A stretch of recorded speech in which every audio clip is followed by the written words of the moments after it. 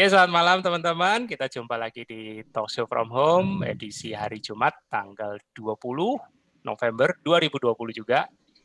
Mendekati angka cantik walaupun tidak sama tapi depan sama belakang sama. Oh iya, 20 November 2020. Salah.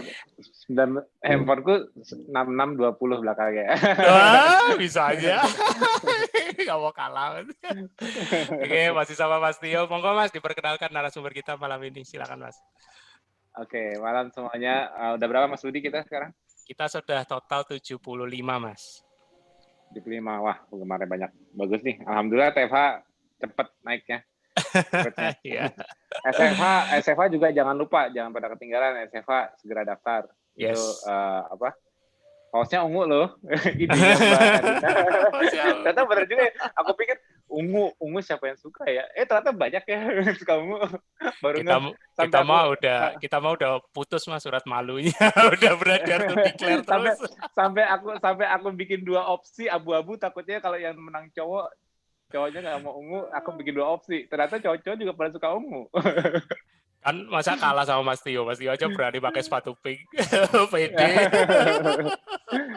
Tapi sepatu ungu aku punya nggak ya? Iya. Belum. Mesti punya sepatu ungu juga berarti. Stiker ungu. Oke, sorry, intermezzo. Silakan Mas. Siapa narasumber kita malam ini? Ya, malam ini narasumber kita Mbak Iin El Aryati. L-nya apa? Kemana aku lupa tuh. Lujeng. Oh ya, Lujeng. Mbak Iin Lujeng Aryati. Ya, Mbak Iin ini salah satu member juga di grup Metabolic Conditioning yang sering ikut diskusi-diskusi yang menyebabkan AMC kuadrat dan mengandalkan Mas Budi juga nantinya untuk mengawamkan. Amin, PR-ku banyak Mas. akhirnya di grup Metabolic Conditioning ditagih juga versi apa tadi namanya KF for Dummies. Itu sama kan KF for Awam kan sama aja. Sama. Aku pakai Indonesia aja for Awam. Memang di grup Metabolic Conditioning itu kendalanya kalau aku mikirnya kan aku memang belak-belakan, maksudnya ya udahlah ya lebih cepat mengeluarkan isi kepala, tapi memang ternyata harus agak ada remnya juga, terlalu teknikal gitu ya. Tapi untungnya terekam. Budi bakal bantu. Dengan rekam nanti pelan-pelan aku bisa membumikan lah pelan-pelan. Oke, malam ini kita mau kepoin Mbak ini untuk pengalamannya menjalankan KF, kenal dari mana, terus apa untuk apa tujuan awalnya misalnya, terus perbaikan yang didapatkan, kendala-kendalanya, terus mungkin nanti ada respon dari lingkungan sekitar, keluarga, mungkin sejawat, itu yang kita mau kepoin hari ini. Oke, Mbak Iin, silakan lanjut. Ya, Assalamualaikum warahmatullahi wabarakatuh. Selamat malam semuanya. Malam Mbak Iin. Semuanya, Bapak Ibu semua sehat. Apalagi sekarang pandemi ya, tetap sehat. Alhamdulillah, karena dipaksa untuk berbagi seperti ini, ya akhirnya mau. Semoga kita bisa beri ini pencerahan buat teman-teman saya khususnya ya, karena dan juga menginspirasi insya Allah. Iya, gitu. Baik teman sesama sejawat maupun teman-teman yang non-nakes ya, di mana teman SMA itu sudah ada yang kena stroke gitu. Kemarin ada yang kena stroke sehingga harus kena stroke-nya itu belum 50 tahun gitu. Aduh. Sehingga dia harus bed rest, dan ketika itu istrinya lagi sekolah ke Taiwan. Jadi akhirnya istrinya harus pulang dan merawatnya. Semoga lekas sembuh aja, semoga lebih baik gitu. Dan ada juga teman saya yang sesama sejawat ya di puskesmas Ponorogo, masih pelosok gitu ya. Udah sekarang nggak bisa apa-apa, makanya juga hanya cuman bubur aja gitu. Nah, saya tuh melihat seperti kayak gimana gitu ya. Udah saya beri ini motivasi, sudah saya beri link-link, sudah saya beri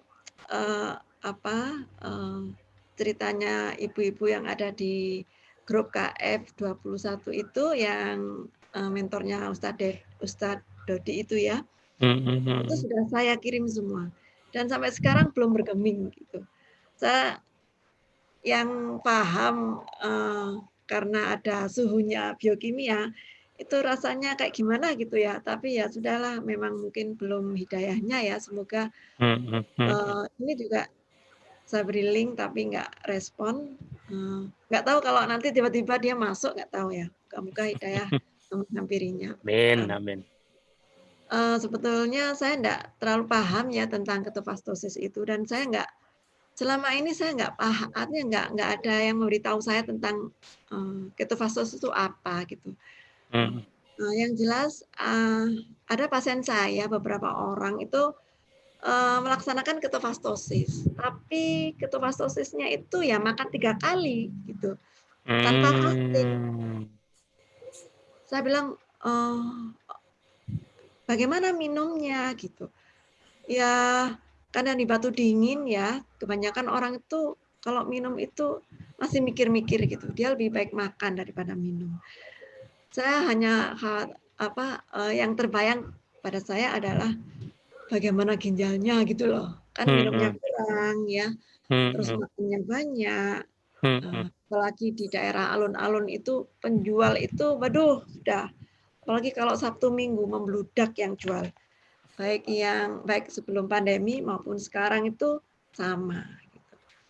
Nah, kalau saya pribadi ya sejak dulu, saya selalu mikir ya ketika sudah lulus, ada orang sakit waktu itu tahun baru 2000-an ya, awal 2000-an itu orang-orang sakit itu kan di atas kurang lebih 60 tahun gitu ya, baik itu hipertensi, stroke, diabetes gitu.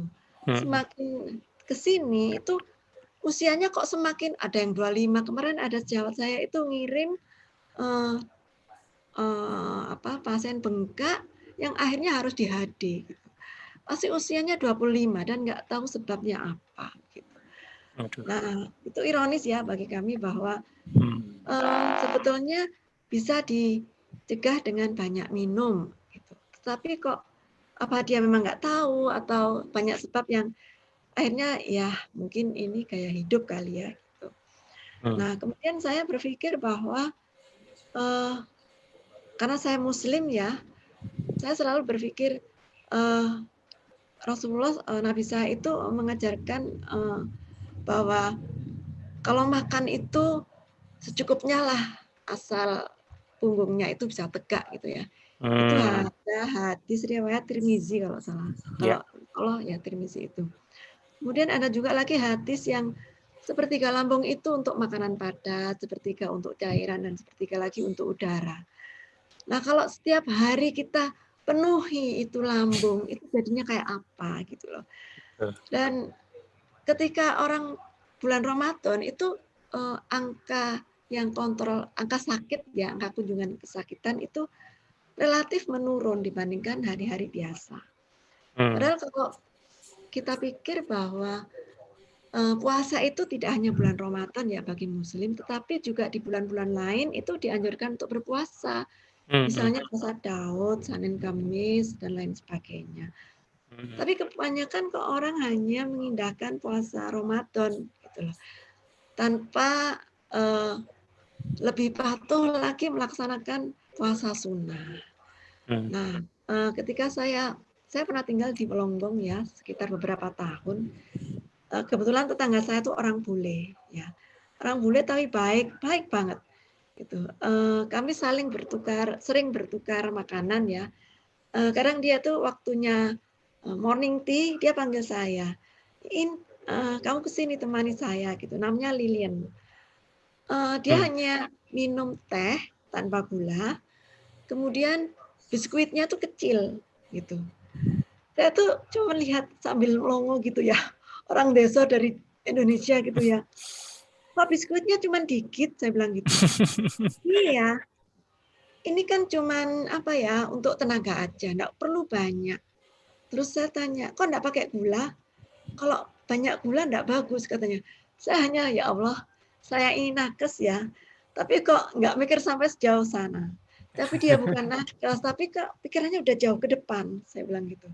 Akhirnya saya ikutin, artinya polanya dia tuh saya ikutin. Dia jarang makan pagi ya, kalau makan pagi itu cuma susu segelas. Kemudian kalau siang itu hanya makan apel 1, atau pisang 1, cukup. Kalau afternoon tea sama kayak morning tea. Kemudian kalau malam dia baru masak besar gitu ya. Mau masak steak atau barbecue gitu sama saudara-saudaranya, ya tanpa nasi gitu. Nah akhirnya secara nggak langsung itu mempengaruhi kami ya. Kok simpel ya makan, bumbunya juga simpel. Kalau orang Jawa itu kan bumbunya santan, belum diulek lagi. Iya. Macam-macam deh pokoknya. Apalagi kalau sayur lodeh ya, itu kan sampai kadang berhari-hari ya Allah sampai kok mau ya nggak fresh gitu ya. Nah akhirnya dengan kondisi seperti itu saya googling tentang gula ya. Karena saya bukan di gizi ya, karena saya dokter umum, saya googling. Akhirnya saya share ke suami. Iya ya, kita itu akhirnya suami gini, wes sekarang nggak pakai gula gitu, sekian tahun yang lalu. Nah akhirnya ketika kami pagi minum kopi tanpa gula, gitu. Aja nggak saya ajarkan. Tapi makannya masih tetap nasi gitu. Orang Jawa kalau belum nasi itu nggak marem katanya. Astagfirullah. Nah akhirnya pandemi ini saya terdampar di apa namanya webinarnya Dr. Piprim ya. Oke. Iya, dari situ. Saya tuh berkali-kali ngikutin. Sampai saya tuh enggak menghiraukan kalau di Alomedica itu kan harus ngisi untuk mendapatkan sertifikat ya. Saya enggak SKP. hiraukan itu. Ya. Saya berkali-kali kok saya enggak ngerti-ngerti ada autofagi. Saya kok enggak pernah dapat ilmu autofagi waktu kuliah atau saya pas ngantuk kali itu ya. Nah, akhirnya saya baca lagi. Saya googling lagi. Saya minta tolong suami untuk ngambil jurnal yang ada itu link jurnal yang apa gitu ya, yang itu jurnalnya berbobot banget. Dan itu saya, Elsevier kah? iya ya, artinya linknya itu dari Eropa. Karena ini saya kan IT ya, sudah sering dulu sebelum pandemi sering beberapa kali ke Prancis ya. Nah itu mesti dia bilang ini link jurnalnya berbobot gitu ya. Oh ya, jadi saya minta tolong kalau ini download gitu. Nah akhirnya saya oh iya autofagi itu seperti ini. Harusnya kita tuh jadi dokter untuk diri kita sendiri ya. Saya bilang gitu. Akhirnya saya berkali-kali ikut webinarnya Dr. Piprim. Terus Dr. Azrul itu kalau mau meneruskan bisa itu WA-nya Pak Halim itu ya. Nah, bisa masuk lewat WA ini. Wah, saya masuk langsung. Saya masuk itu dalam kondisi ini apa, grup apa saya nggak tahu. Pokoknya masuk dulu. Kita masuk dulu. Itu lama gitu. Tapi kan karena ibu saya itu sudah pasang ring 1 dan alhamdulillah beberapa tahun yang lalu 4 tahun ya, 4 tahun ini ibu saya udah stabil dan bersamaan dengan saya pernah ini saya ingat pernah operasi kista itu ya. Bagi saya sebagai seorang nakes itu dapat penyakit seperti itu dan sudah tidak karuan ya. Saya berusaha membenarkan diri saya sendiri, mencari herbal sana sini, akhirnya ketemu dengan obat herbal yang hanya dioles, dia nano gitu ya. Kami pakai itu sekian tahun sampai setahun yang lalu. Setelah itu berhenti saya. Nah, karena saya motivasi untuk sehat, ibu saya juga harus sehat, anak-anak juga dan suami saya harus sehat. Saya mencoba untuk memahami tiap yang diterangkan oleh Pak Tio. Meskipun saya tuh agak enggak paham ya, jujur. Saya harus mengulang lagi biokimia. Saya harus paham lagi asetilkolin itu kayak gimana, mitokondria itu. Jadi pelan-pelan hingga baru beberapa hari kemarin itu saya paham. Artinya baru ngeh, ya Allah, sekian bulan. Akhirnya ikut ini. Waktu itu Dr. Piprim bilang waktu saya Oktober itu masuk awal di metabolic conditioning itu, jangan langsung skip nasi, belajar dulu, dikurangi dikit-dikit. Saya ikutin itu. Saya ikutin, akhirnya Dr. Hesti ya waktu itu nge-share grup yang khusus memang mentornya itu ibu-ibu yang sudah KF lama dan Ustadz Dodi, saya masuk di situ. Saya masuk, saya udah nggak nasi itu dan sarapan juga hanya kopi. Saya nggak punya amunisi waktu itu, nggak punya gitu. Nah baru ketika masuk grupnya Ustadz Dodi, saya baru paham, oh ternyata ini amunisinya. Tapi ya waktu itu enjoy aja saya karena memang waktu itu enggak ada keluhan gitu. Cuman selama ini ketika saya pernah transfusi sampai 4 labu, nah sejak itu setiap 2 bulan sekali saya harus cek HB saya karena ketika menstruasi saya itu cenderung enggak banyak makan, menghindari daging merah, sedikit nasi sehingga katakanlah saya kurang gizi gitu. Saya dimarahin tuh sama senior tuh waktu saya transfusi dimarahin. Akhirnya saya harus TKTP. TKTP itu saya, waduh, saya harus makan nasi. Saya bilang gitu. Saya melar saya. Saya tuh juga waktu ini enggak pakai kontrasepsi ya, karena waduh saya nanti kalau pakai kontrasepsi badan saya melar, enggak karuan ini saya.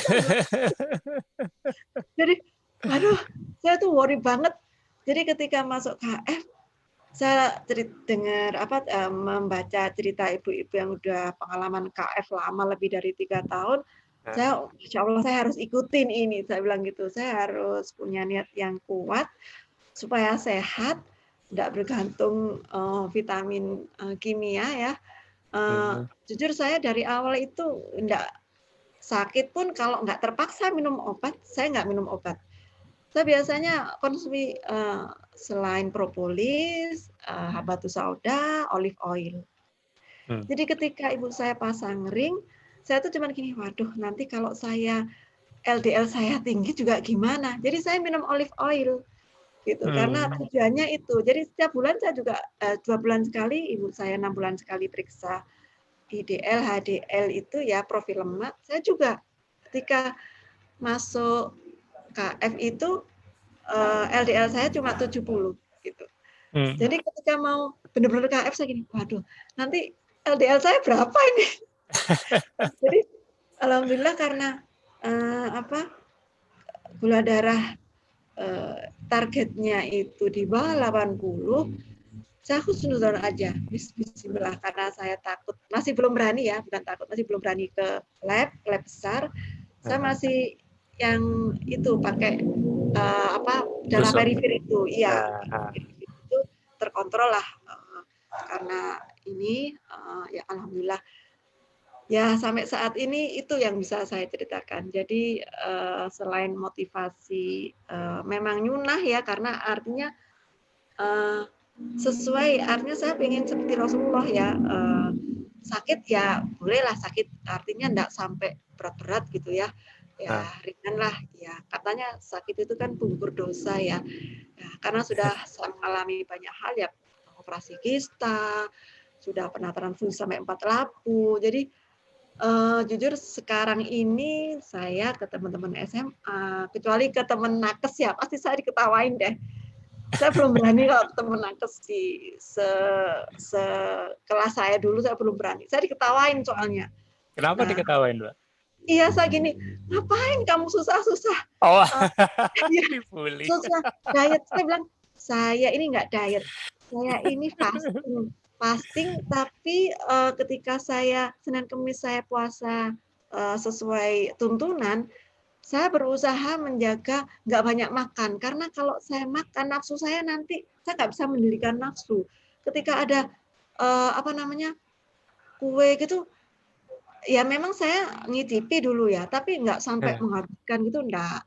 Kalau saya belanja buah gitu, ya belanja, Kak, tapi saya enggak pernah menghabiskan karena ketika di rumah banyak buah, ya katakanlah marem gitu ya, sampai ibu saya tuh, ini beli tapi enggak dimakan sampai busuk-busuk. Gitu, jadi ya Allah saya ini kayak gimana gitu ya, karena rumah saya itu kan jauh dari pasar ya, jauh dari Super Indo gitu ya, jarak 1 kilo dari rumah. Jadi Sehingga semacam jaga-jaga ya? Iya, Terus Oh. nggak ada orang jualan depan rumah, nggak ada. Itu karena Hmm. di depan rumah jalan besar. Jadi seperti di kompleks perumahan itu nggak ada jualan seperti itu. Meskipun saya dulu kepingin gitu ya, tapi karena nggak ada, gimana lagi. Akhirnya nyetok. Nyetok tuh kadang sampai buahnya tuh sampai mengkeret gitu di dalam lemari es itu. Sampai kadang daging itu sampai 3 hari, sudah 3 hari kadang sampai kering gitu. Akhirnya dibuang kayak gitu. Ya alhamdulillah sekarang dengan masuk KF ya udah kalau saya pribadi ya udah bulan kedua ini sudah mulai terkontrol lah gitu. Artinya apa yang dulu tidak baik insya Allah memperbaiki sekarang. Dan juga saya enggak 2 bulan ini enggak konsumsi vitamin kimia gitu. Jadi kalau misalnya ini saya makan hati, kadang enak juga ya. Kalau enak saya ini makan agar-agar itu. Gitu. Itu sih. Total sudah berapa saya lama ya, masuk. Mbak Iin ya? Kalau saya sendiri ya ini masuk bulan kedua ya. Kalau di grupnya Ustadz Dodi itu ini pekan ketiga, kalau mau keempat pekan ketiga sekarang. Iya. Berarti masih satu angkatan sama Dokter Daryati kemarin. Iya, beliau. Iya, soalnya motivasi itu ya. Saya gini, alhamdulillah saya nggak seperti beliau-beliau ya. Memang saya itu males makan gitu ya dalam tanda petik karena saya di rumah itu dulu biasa sendiri. Saya kan satu bersaudara saya tok ya. Jadi ibu saya tuh menyediakan makanan apapun ya sekedar makan aja gitu. Formalitas kayak nyicipin gitu ya. Iya. Mungkin karena kondisi di rumah enggak banyak saudara, jadi enggak ada istilahnya rebutan, enggak ada istilahnya dulu-duluan, enggak ada. Ya akhirnya yang bantu-bantu di rumah itu yang banyak makan gitu. Itu sih pengalaman saya selama ini dan alhamdulillah ini suami udah mulai ngurangi nasi, anak saya juga. Kadang anak saya boleh makan telur tapi enggak pakai nasi. Wah, seneng dia. Jadi banyak. Umur berapa itu anaknya? Umur SMA kelas 3 udah lulus. Ya mau kuliah gitu. Seneng malah dia. Iya. Telur nggak pakai nasi, doyan banget. Iya. Paling suka. Iya, anak saya suka telur terutama ya. Gitu. Itu sih pengalaman saya selama ini. Berarti kalau aku tangkap dari ceritanya Mbak Iin, ini murni benar-benar mau sehat gitu ya. Karena kan karena melihat sekeliling itu satu teman sejawat, terus teman SMA juga pada kena, ibunya sendiri juga sudah pasang ring ya kan. Jadi langsung mikir ya ke depan itu seperti apa. Ini Mbak Iin ini kalau aku dengerin sekilas terus baca gininya, ini sistematis banget. Orangnya terencana. jangan sampai ada yang nggak terantisipasi ibaratnya gitu. Nah, iya, masa kalau sudah tua pasti minum obat, masa seperti itu? Nah itu ya. Kayaknya harus ada jalan lain ibaratnya ya. Iya. Masa takdirnya kalau sudah kena penyakit udah karena umur terus penyakitan kayaknya enggak gitu deh. Kayaknya ada sesuatu yang nolak gitu. Nah, itu. Saya punya ada eyangnya suami saya ya. Beliau ngajar di UNER, ahli gizi Prof. Aryani itu sudah seto. Itu usia 80 itu masih setir sendiri. Wah. Gitu. Jadi menambah inspirasi saya ya karena beliau ngajar juga. Jadi waktu beliaunya nggak ada itu kurang lebih setahun itu karena katanya ya, kata putranya kena CA gitu loh. CA apa ya dok ya? Nggak tahu ya. CA uterus. CA dalam kandungan itu loh. Oh, oke. Iya, gitu. Tapi usianya udah 83-an waktu itu. Iya, gitu. Iya, tadi ya juga ingat tadi Mbak Iin juga ada cerita kalau sempat kena kista dan operasi ya. Iya, iya. Dan itu Waktu itu, kayaknya cukup jadi traumatis, terutama nah, kan iya, soal betul. aku nakes ya. Iya, betul. Waktu itu saya cari pembenaran ke senior-senior. Oh. Iya, saya awal-awal saya ke teman ya, ke teman, wah kamu harus begini, begini, begini. Loh, kok gitu? Saya bilang, kan nggak harus hysterectomy. Iya, tapi daripada ini, aduh sudah, aku nggak mau ngikutin dia. Udah, saya pindah ke temannya suami. Temannya suami ya, seperti itu juga. Akhirnya saya pindah ke senior. Terus dia bilang, lapo, wedi senior tuh, masya Allah, dia masih sehat, semoga sehat. Terus Tioso namanya di Malang itu. Saya dibilang gini, oh Alando, ndok gak usah bingung. Mau tak jopok kistane tok wis, gak usah khawatir gitu. Ya alhamdulillah sampai difoto post op ya, sampai difoto. Ya alhamdulillah. Itu pengalaman saya. Mbak In, selama ini masuk bulan kedua ber-KF, apa yang dirasakan Mbak In? Kalau dirasakan ya, sebelum KF saya itu cepet capek ya. Artinya saya nggak punya asisten ya di rumah. Jadi saya mengerjakan semua pekerjaan rumah, berbagi dengan saya praktek di rumah juga, berbagi dengan praktek saya di klinik di Batu juga. Wow. Sehingga ya karena pandemi ini anak-anak semua di rumah ya.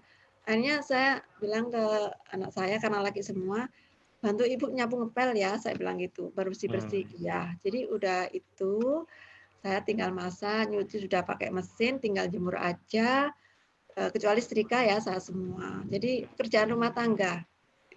Kecuali kalau di klinik ya, karena saya punya terapis di klinik, itu saya istirahatnya di klinik dalam tanda petik ya, karena kalau urusan tindakan kan enggak banyak, apalagi pandemi. Gitu. Jadi lebih enteng sekarang itu. Jadi ibu saya tuh bilang, kamu tuh dari pagi belum makan, kok banyak kerjaan sampai jam 1 belum makan, kemana-mana wis ngapain, aduh nanti gimana kalau sakit, sama ibu saya tuh bilang gitu. Ya alhamdulillah, cuman kemarin itu sakit gigi ya, karena gigi saya berlubang, belum di Graham itu, nah saya nggak berani ke temen, dokter gigi. Itu sakit banget gitu. Saya tanya di Pak Tio, katanya mungkin itu HC gitu. Oh mungkin ya HC. Tapi hampir semalam nggak bisa tidur. Karena saya nggak mau minum obat, saya tahan dulu. Saya cuman kasih propolis, saya nggak punya amunisi waktu itu. Nggak punya IH juga. Jadi ya udah biarin, saya bilang gitu.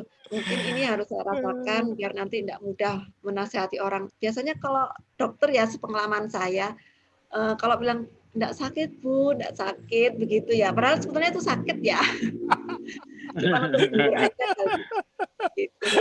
Akhirnya saya cuma jemur propolis, semalam udah enakan gitu.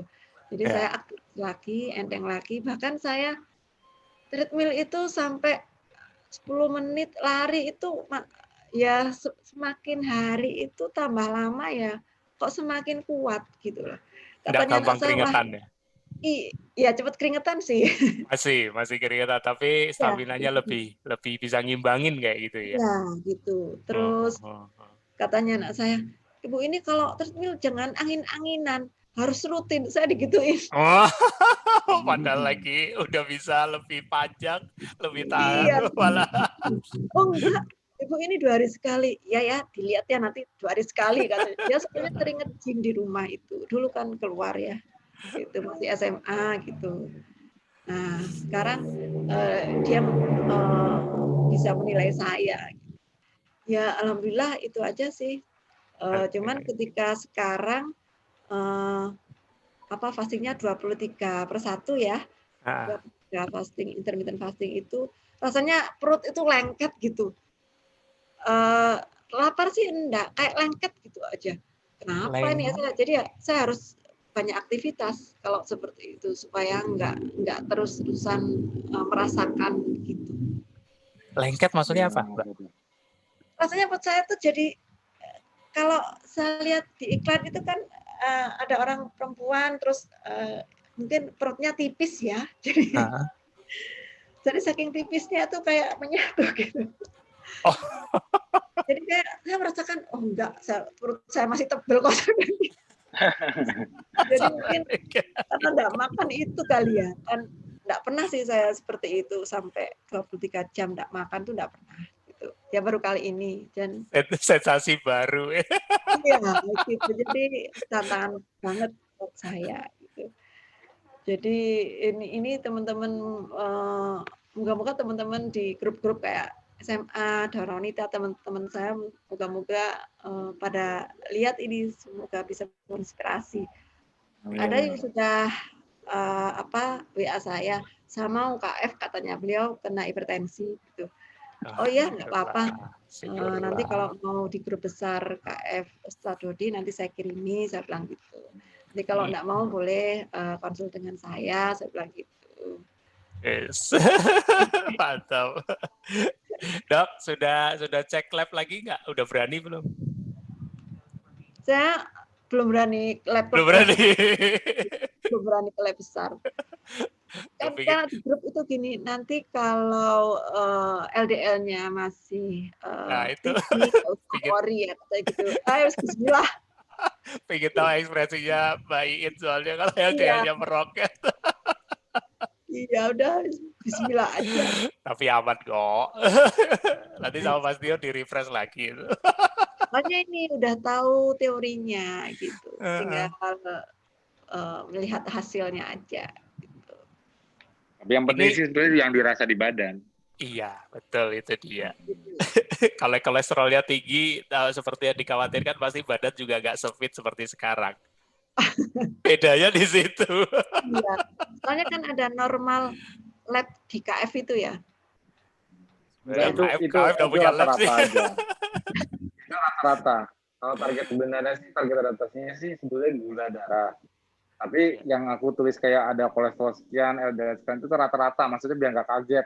Jadi orang kalau lihat kalau misalnya kok kolesterol saya naik, nah lihat aja rata-ratanya di KF, rata-rata segitulah gitu, rata-rata. Tapi sebetulnya keseimbangan kolesterol setiap orang beda-beda, nggak sama. Ada yang ikut KF kolesterolnya juga cuma 180, ya tinggi cuma 200 lah. Ada yang sampai 500, ada yang 400. 1000 ada. 1000 ada. Ya Allah. Aku baru tahu. Aku pribadi aja cuma ada 280-an dulu ngecek. Aku udah lama nggak ngecek. Jadi kolesterolku 280-an. Tapi kalau habis olahraga, pernah ngecek juga habis olahraga gitu, itu bisa sampai 350-an. Jadi kalau makin panjang puasanya atau habis olahraga itu lompat. Tapi kalau basal kolesterolnya, aku kalau pagi nggak olahraga nggak apa-apa, seingatku aku sekitar 280 lah, 210. Tapi kalau aku udah pernah ngecek habis olahraga, wah itu lompat. Kalau aku WF mah sering, cuman dulu WF aku kadang-kadang 2 bulan sekali WF. Tapi aku memang belum pernah ngecek pas WF, tapi aku tahu pasti lebih tinggi lagi kalau WF. Kalau WF itu kan kadang-kadang 3 hari nggak makan kan.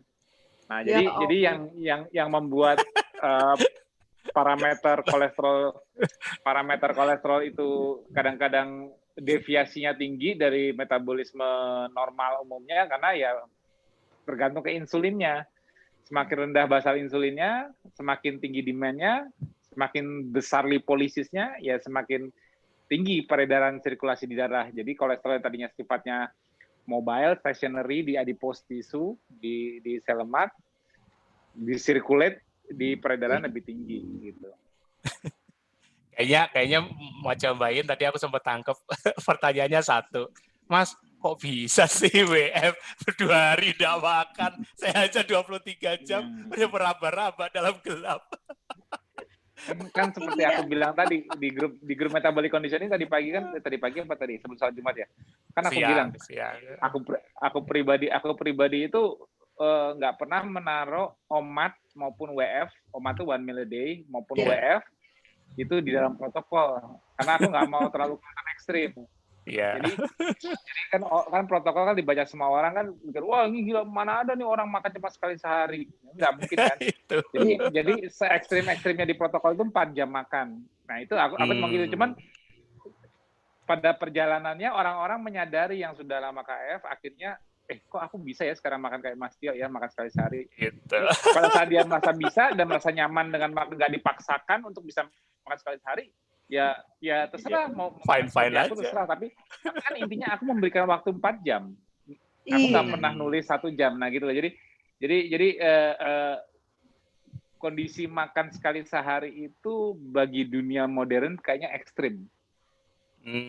Jadi masih terlalu dianggap, nyunah banget.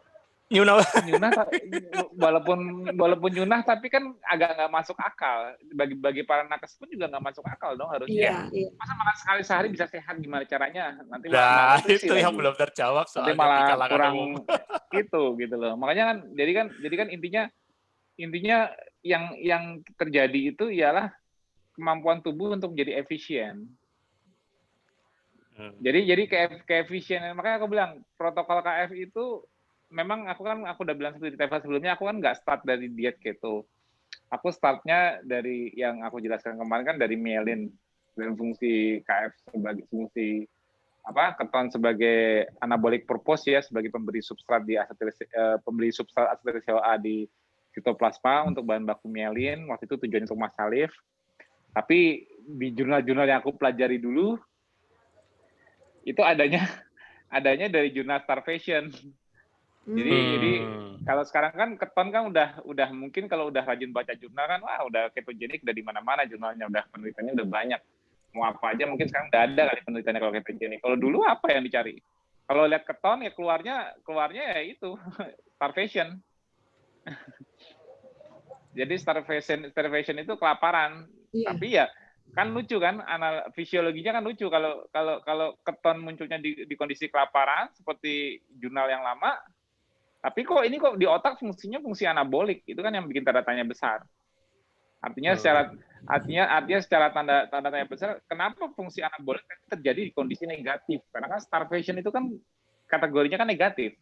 Misalnya tahanan perang atau perang dunia atau apa yang membuat seseorang itu mengalami starvation, itu kan kesannya kayak negatif banget kan.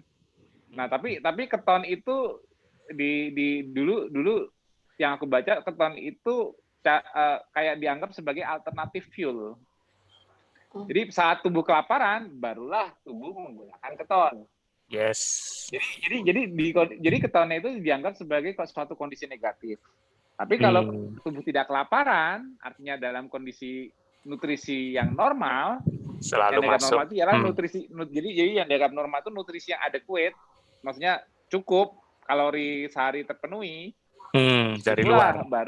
Baru keton tidak dibutuhkan. Jadi dari jurnal-jurnal lama itu yang bikin aku nggak make sense itu dulu, sampai aku kenapa belajar sana sini untuk mencari justifikasi, karena apa?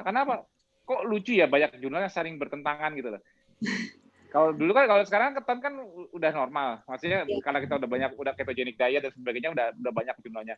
Tapi kalau dulu keton nggak normal. Tapi aku berusaha menormalkan, aku berusaha mencari benang merahnya. Nggak mungkin dong kalau sintesis myelin yang harus dilakukan secara de novo, maksudnya secara mandiri di sel otak mengandalkan gula, kan nggak mungkin. Gimana caranya bayi baru lahir bisa mensintesis, bisa mengembangkan otaknya kalau dia harus suplai gulanya kencang dari mana gitu loh. Sedangkan ASI aja bisa sampai 2 tahun, bahkan makanan pertama bayi ASI, komposisinya juga udah jelas, fatnya tinggi. Tapi kok blood-brain barrier malah nggak mengizinkan lemak nyebrang, nggak mengizinkan kolesterol nyebrang. Lah ini, kalau bahasa Jawanya, lagi piye? udah pas belum? Udah ya, udah oke dong. RM. Kan gelar RM sekarang. jadi siap-siap kumlot di Yogyakarta, Mas. Oh, bukan di Malang ya?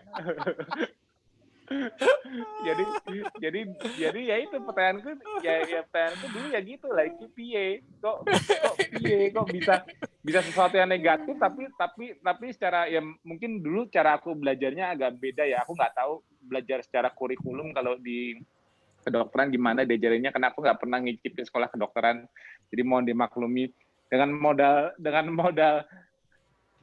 sebagai orang teknik yang belajarnya selalu belajar ngeliat sistem, ya jadi aku cari taunya secara sistem, ini sistemnya gimana sih manusia ini? Manusia ini desainnya piye toh? Ya, keren kan? Piye toh manusia ini desainnya gitu loh.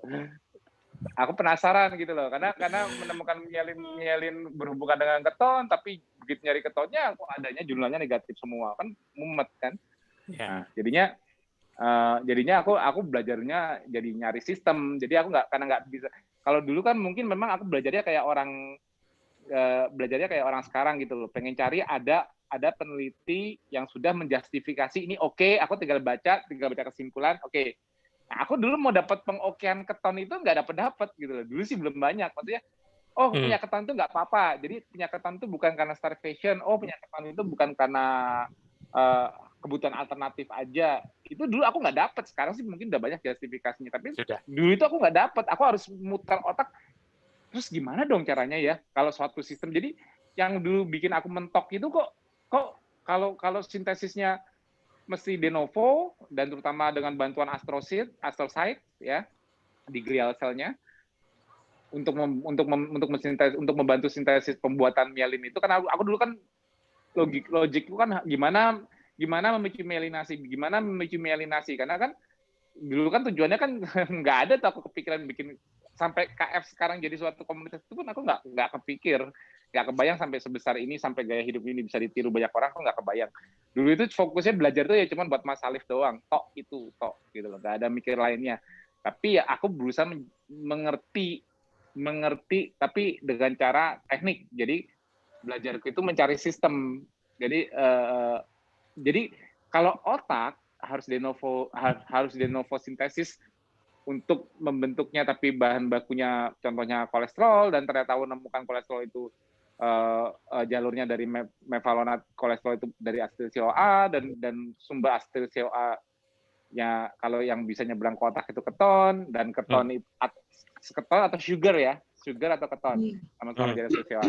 Nah, tapi bagaimana di kondisi anak yang masih menyusui gitu loh, maksudnya baru lahir, myelinasinya harus cepat. Nah, itu kan aku nggak mudeng gitu loh. Terus akhirnya aku ngebayangin satu sistem, akhirnya ketemu, tapi bayi itu terlahir dengan baby fat.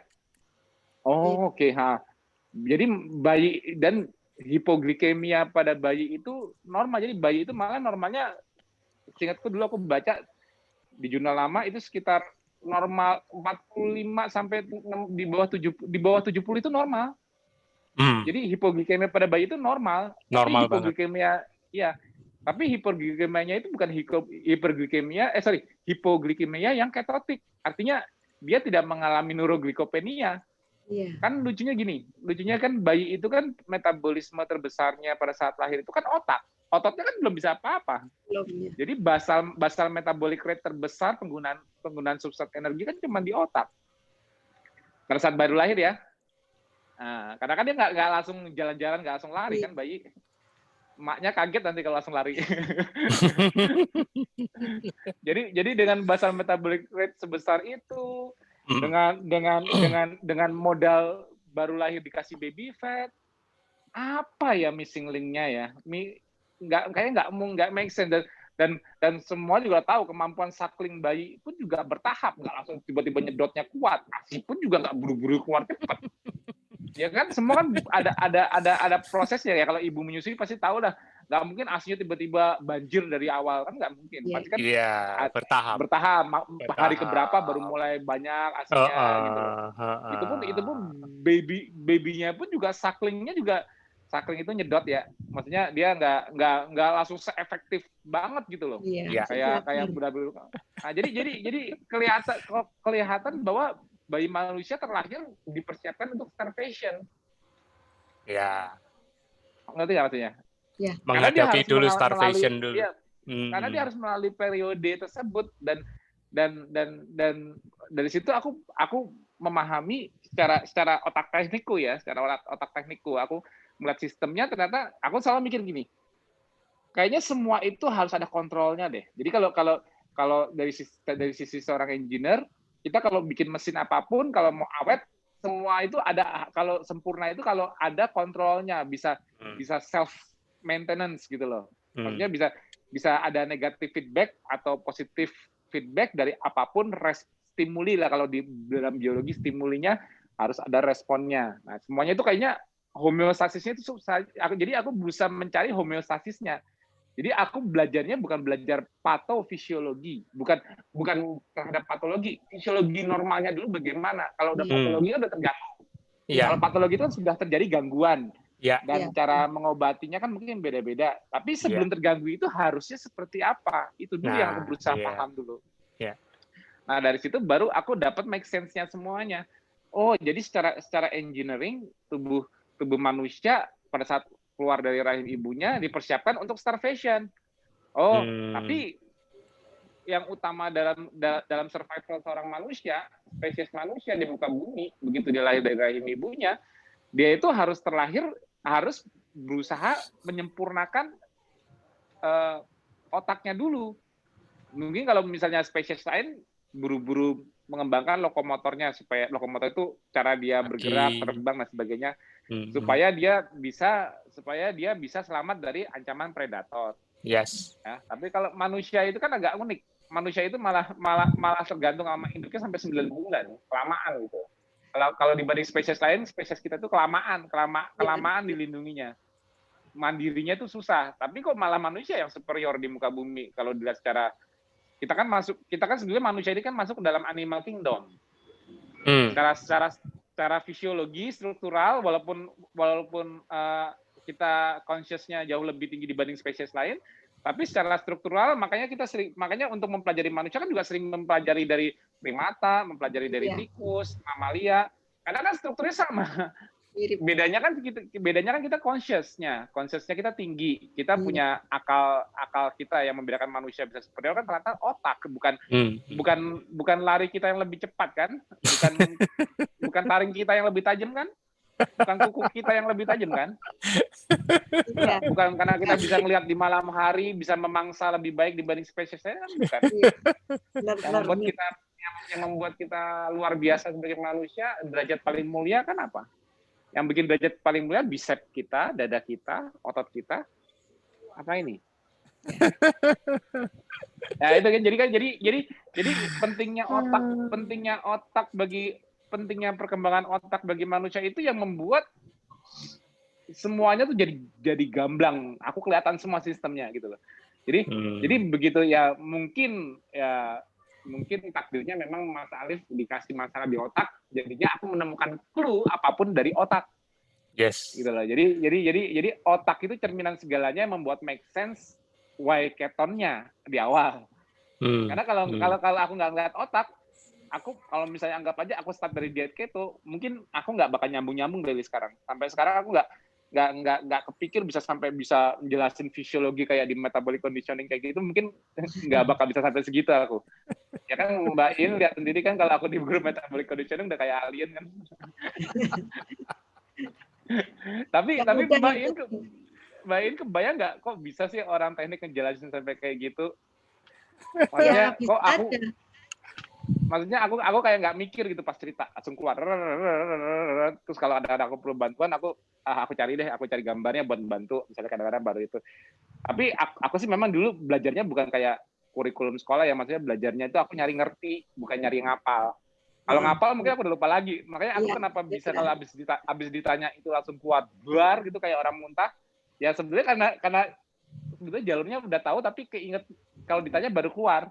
Tapi aku sebenarnya nggak berusaha ngapalin, tapi memang karena dulu prosesnya itu aku berusaha melihat suatu sistem, jadinya keinget sendiri gitu, ngerti nggak sih maksudnya?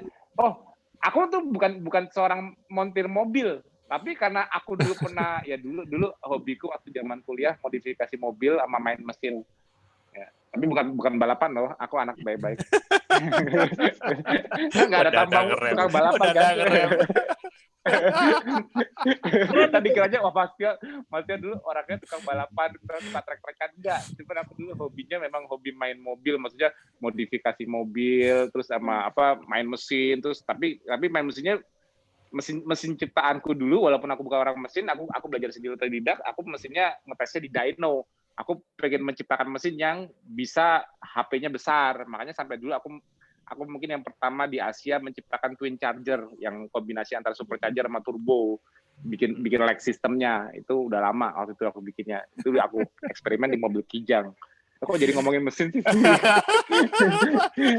tapi karena dulu aku belajar mesinnya itu otodidak, dan aku mempelajari kompresinya juga semua otodidak, apanya semua, nyimbangin kompresi gimana supaya kalau satu charger masuk tapi dengan ring yang seadanya ini bisa kuat.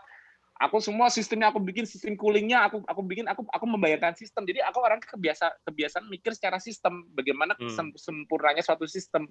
Jadi kalau aku belajar, pas aku ditantang untuk belajar fisiologi, ya karena aku nggak kuliah di kedokteran, ya modalku ya modal alam sistem. Jadi harus sistemnya ngerti dulu semuanya gitu loh, ngerti nggak sih?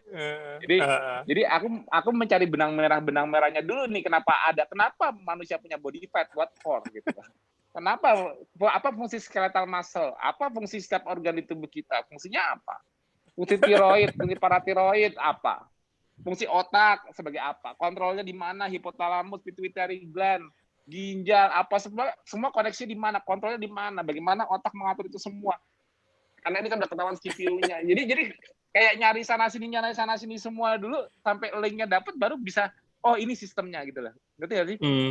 Aku nggak tahu cara dunia kedokteran belajarnya gimana untuk kayak aku, tapi aku semua itu belajarnya semua otodidak. Maksudnya aku mencari clue-nya dari setiap hal sampai akhirnya di level selnya, biomolekularnya, cellular signalingnya, terus biochemistry pathway-nya, hubungan antara organel, sampai DNA-nya sebagai database-nya untuk mentranskripsikan dan melakukan satu fungsi tertentu. Jadinya aku belajarnya itu dulu, berusaha mencari pengertian semua itu sampai bagaimana kita manusia bisa ada fungsinya gitu loh. Nah, itu awalnya cuman dari hal sepele dulu kok, cuma mielin doang kok. Bisa kemana-mana karena aku ditantang oleh sesuatu yang nggak masuk akal dan belum ada yang bilang iya aman gitu loh, ngerti ya? Jadi dulu itu nggak ada yang bilang keton itu aman, nggak apa-apa, keton itu nggak ada. Jadi kalau sekarang kan mungkin yang masih belum belajar kayak aku kan mungkin masih baru dengar keton, wah ketoasidosis kan? Gitu loh. Gampangnya mungkin mereka seperti kayak aku dulu gitu loh. Itu ketoasidosis itu berbahaya, udah stop, nggak mau belajar lagi. Ya kalau aku berhenti gimana? Terus gimana cara memicu mielinasi di Mas Alif? Kan nggak bisa. Jadi karena aku dihadapkan dengan kondisi dulu itu nggak masuk akal, tapi harus dibuat masuk akal. Jadi belajarnya nggak stop sampai di situ. Jadi kemana-mana. Jadi ya makanya aku bisa kayak ngelihat semuanya itu ya karena aku ngelihat manusia itu sebagai suatu sistem. Suatu di mana kontrolnya yang salah kalau misalnya ada gangguan gitu loh. Kontrolnya di mana nih yang salah? Kira-kira gangguannya di mana gitu loh. Jadi kita bisa menelaah suatu patofisiologi itu dari kondisi fisiologi yang belum terganggu akhirnya terganggu. Jadi ketemu kan benang merahnya kan. Kalau kita cuma udah lihat patologi dan kita nggak tahu awalnya gimana sebelum ada gangguan, kan kita gimana bisa narik benang merahnya atau gini loh. Karena aku akhirnya jadi belajarnya jauh dari sekedar biologi. Karena aku pikir akhirnya aku kayak bilang, kenapa sakit itu difungsikan sebagai rasa ingat? Maksudnya ya manusia sama Allah dikasih sakit. Apapun sakitnya itu kan ya kalau dibilang penggugur dosa ya, tapi sakit itu sebenarnya mekanisme untuk ingat. Iya, benar. Jadi kalau kita nggak pernah sakit, kita nggak pernah belajar dari kesalahan kita. Justru karena sakit kita tahu kita salah, kan kita belajar kan.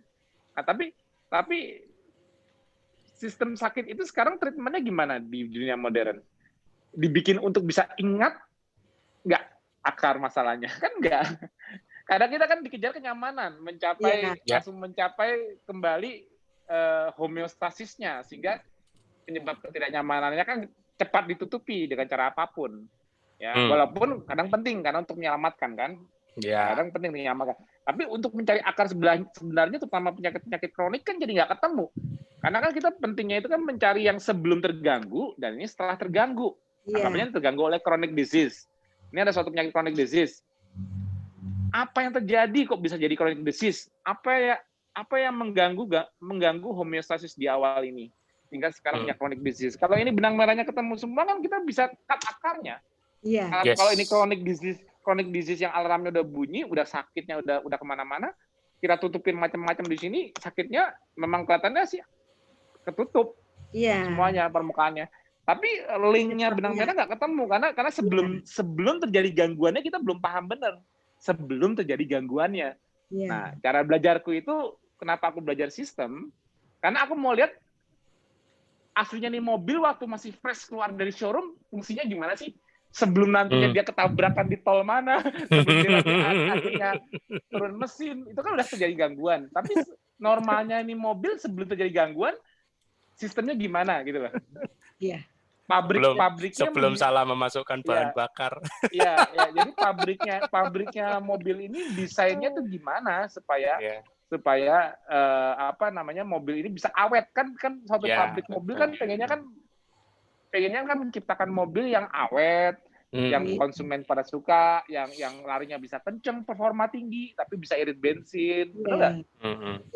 Nah itu kan udah ada suatu sistem semua yang dibentuk. Tapi kalau kita sebagai mekaniknya, anggapnya kita mekaniknya menemukan kondisi ini mobil datang ke bengkel gue kok udah bobrok sih, udah gini-gini. Gimana deh cara mempelajarinya? Gue tutupin aja, gue tambal sini bobroknya. Gasnya gimana? Nggak bisa ya, kali gasnya udah gue akalin deh gini-gini. Karena apa akarnya penyebab sampai bisa bobrok gini? Kan sebetulnya kalau kita tahu bisa tahu desain awalnya si desainer mobil ini, kita kan jadi bisa mempelajari, oh ini maksudnya ini gasnya itu kenapa disetel bisa ada alert di RPM sekian, untuk mengawetkan ini, iya. Akhirnya kita ngerti kan, belajarnya by system. Iya, benar. Nah, gitu, maksudku cara belajarku dulu seperti itu. Aku nggak peduli berbagai patologi di luar sana yang mungkin dikuasai para dokter dengan diagnosanya. Tapi kalau aku belajar basicnya dulu manusia bagaimana gitu dulu. Nanti kan kalau udah kejadian gangguan kan laahnya kan gampang narik benang merahnya kemana. Harusnya nggak seperti itu, harusnya seperti ini. Tapi kenapa jadi seperti itu? Kan gitu kan, benar nggak? Ya kan? Nah itu cara aku menganalisa sesuatu. Jadi aku berusaha menguasai sistem di awalnya dulu. Sistem aku belajar dari mulai karena Mas Alif ya, karena Mas Alif dulu. Jadi kita lihat keton itu normalnya ada keton itu yang tadinya aku temukan untuk sintesis mielin ternyata normal di bayi yang baru lahir yang harus melalui fase starvasi dulu. Karena kalau dilihat keton di dewasa jurnalnya semua udah bilangnya starvation dulu, jelek gitu loh. Jadi kalau kata kunci kelaparan itu jelek gitu loh. Pasti ada efek sampingnya, entah itu malnutrisi lah, entah itu apa, pokoknya efeknya jatuhnya patologi deh. Bukan sesuatu yang sehat. Nah itu aku dulu nggak ketemu clue-nya di sana. Makanya aku clue-nya itu harus dari bayi dari lahir dulu. Baru aku dapat clue-nya. Oh, kenapa desain manusia itu dimanapun dia lahir di muka bumi ini, mau emaknya orang bule, mau emaknya orang Papua, mau emaknya orang Sumatera, mau emaknya orang Inuit kah, mau emaknya di Afrika yang kelaparan, atau sebagai padang pasir di Sahara, semua bayi yang terlahir sehat selalu punya baby fat. Iya. Semua bayi dari rahim ibunya, dari mobil merek apapun di berbagai benua, itu keluarnya itu selalu dikasih tangki bensin. Ngerti ya? Nggak ada spesifik bayi yang terlahir dengan tangki bensinnya gula. Bayi terlahir dengan gula darah 300 buat sarapan selama starvation. Nggak ada. Nggak ada kan? Jadi coba deh Mbak Iin perhatikan deh. Kalau belajar dari basic itu apa aja jadi kayak terang benderang gitu loh. Maksudnya nggak? Karena kita nggak kebingungan gitu loh. Nggak kebingungan. Kalau kita kadang-kadang udah belajar yang susah tapi ternyata basicnya nggak dapet, itu kayak orang kebingungan nanti. Iya. Oh, ternyata kok ada jurnal kontradiksi ya, kok ada begini. Jadi nggak punya pegangan yang kuat untuk proses belajar ke depannya. Karena kalau untuk belajar ke depan itu kita harus berdasarkan sesuatu yang matematikanya udah mendekati eksak. Ya, walaupun di biologi matematikanya nggak eksak kayak fisika, tapi keeksakan dari biologi itu kan bisa dilihat dari sistem manusia yang nggak bisa berubah-ubah. Contohnya gampangnya glikolisis dari dulu sampai sekarang nggak bakal berubah. Cara degradasi glukosa seperti itu. Dari dulu sampai sekarang beta oksidasi ya kayak gitu. Ya kan? Siklus Krebs Ya siklus kan juga kayak gitu ya. Kan kalau kita mau belajar fisiologi kan kalau nggak kita cuma tebak-tebakan dong. Kalau nggak ada sesuatu yang bisa dieksakkan untuk mengira-ngira prediksi ke arah kebenaran mutlak, walaupun tidak ada kebenaran mutlak, tapi mendekati kebenarannya kan pasti kan kita mencari sisi matematika dari biologi. Apa ya biochemistry, apalagi kalau bukan biochemistry. Emang apa lagi kalau bukan biomolekular? Itulah yang paling mendekati eksak, walaupun biologi tidak eksak. Ngerti nggak maksudnya? Nah itu, jadi interkoneksi semua yang aku pelajarin awalnya dari situ dulu. Kenapa aku sampai kok repot-repot banget sih belajarnya sampai dalam-dalam banget, Mas Tio? Ya, kalau nggak kayak gitu kan aku nggak ngerti. Bener nggak? Kalau nggak kayak gitu aku nggak ngerti. Gimana aku bisa nganalisa macam-macam kalau nggak ngerti yang basic-basic kayak gitu? Taunya cuma berbagai penyakit doang, terus gimana ngatasinnya ya repot. Makanya kalau kayak Mbak Iin kan mungkin kan lebih gampang mendapatkan ilmunya di tempatnya Mas Dodi. Karena kan Mas Dodi kan langsung oh udah nih amunisinya ini. Oh udah ini cara jalannya gini. Langsung udah ada protokolnya gitu loh Mbak. Ngerti nggak? Iya. Coba Mbak jujur, gampangan belajar di grup metabolic conditioning kita apa gampangan di grup Mas Dodi? Ayo conditioning itu yang cepat. Gimana? Ada alasannya ya. Jadi makanya aku bilang kalau untuk kalau untuk di grup metabolic conditioning aku memang jarang bahas protokol.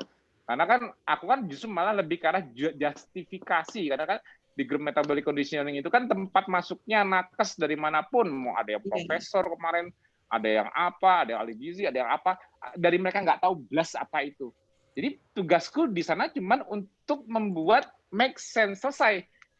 Aku habisin secara fisiologi di sana. Cara menjalankan aku nggak ada waktu. Makanya kalau untuk yang udah oh yakin, udah pakem, jalankan. Nah, ada kayak Mas Dodi atau grup-grup nanti grup-grup WA atau ada grup-grup Telegram itu yang ngebantu newbie. Aku harus gimana nih? Harus makan apa nih? Harus apa? Itu lebih mudah. Maksudnya tinggal jalanin. Nah, kalau aku tugasku itu bukan di level itu. Tugasku itu membuat seseorang pakem menjalankan KF. Karena kalau dia nggak pernah ngerti fisiologi, makanya kenapa aku senang banget punya grup metabolic conditioning. Karena di situ ajang aku berekspresi tanpa perlu banyak mikir panjang untuk mengamamkan. Gitu loh, ngerti nggak? Ya, makanya kan kadang-kadang di metabolic conditioning kan banyak keteteran semua kan. Iya. Keteterannya mungkin karena udah lupa pelajarnya dulu apa-apa, tapi dapat kan yang intisari aku ceritakan di grup metabolic dapat banyak. Yang maksudnya yang oh iya dulu kayaknya pernah belajar ini cuman aku lupa gitu, misalnya kayak gitu kan, ada kan jadi keinget-inget semua kan. Ya. Terus sama berbagai kayak mitos kayak oh makan protein memberatkan ginjal apa-apa, kejawab nggak kalau aku yang jawab ya sudah lagi. Ya kan, jadi oh iya ya. Makanya orang makan protein banyak takut memberatkan ginjal loh. Tapi Mas Tio bilang fisiologinya aja gimana cara protein bisa berlebihan kalau kontrolnya ialah kontrolnya begitu masuk dari apa hepatic portal, kontrolnya 2 organ, pankreas dan liver. Gimana liver bisa membiarkan protein di bypass berlebihan? Yes. Nggak mungkin kan? Iya. Kalau proteinnya masuk kebanyakan ya pasti jadinya glukosa bukan protein itu sendiri. Iya. Nggak bakal protein dibikin kelebihan di darah sampai darah atau kepenuhan protein, gimana caranya? Nggak bisa, kontrolnya aja di liver kok, bypass pertamanya aja di liver. Begitu aku kasih tahu sistemnya masuk suatu substrat ke digestion, langsung melek semua. Oh iya. Jadi yang lainnya cuma gitu. Oh ternyata cuman spekulasi sama ini. Oh kalau ada orang ginjalnya EGFR-nya sudah triglyceridnya sudah rendah, ureum kreatinnya sudah tinggi, itu kalau dicek urin proteinnya keluar. Makanya kalau makan banyak protein tambah keluar lagi nanti. Kayak gitu kan pemikiran paling basic tanpa lihat fisiologi, benar nggak sih? Iya. Ya memang sih kalau kita membayangkannya yang nggak ngerti fisiologi, membayangkan secara awam, orang gagal ginjal aja proteinnya pada keluar ke urin. Itu pasti gara-gara ngebayangin itu kayak proteinnya banyak terus neken filtrasi ginjal terus keluar gitu loh.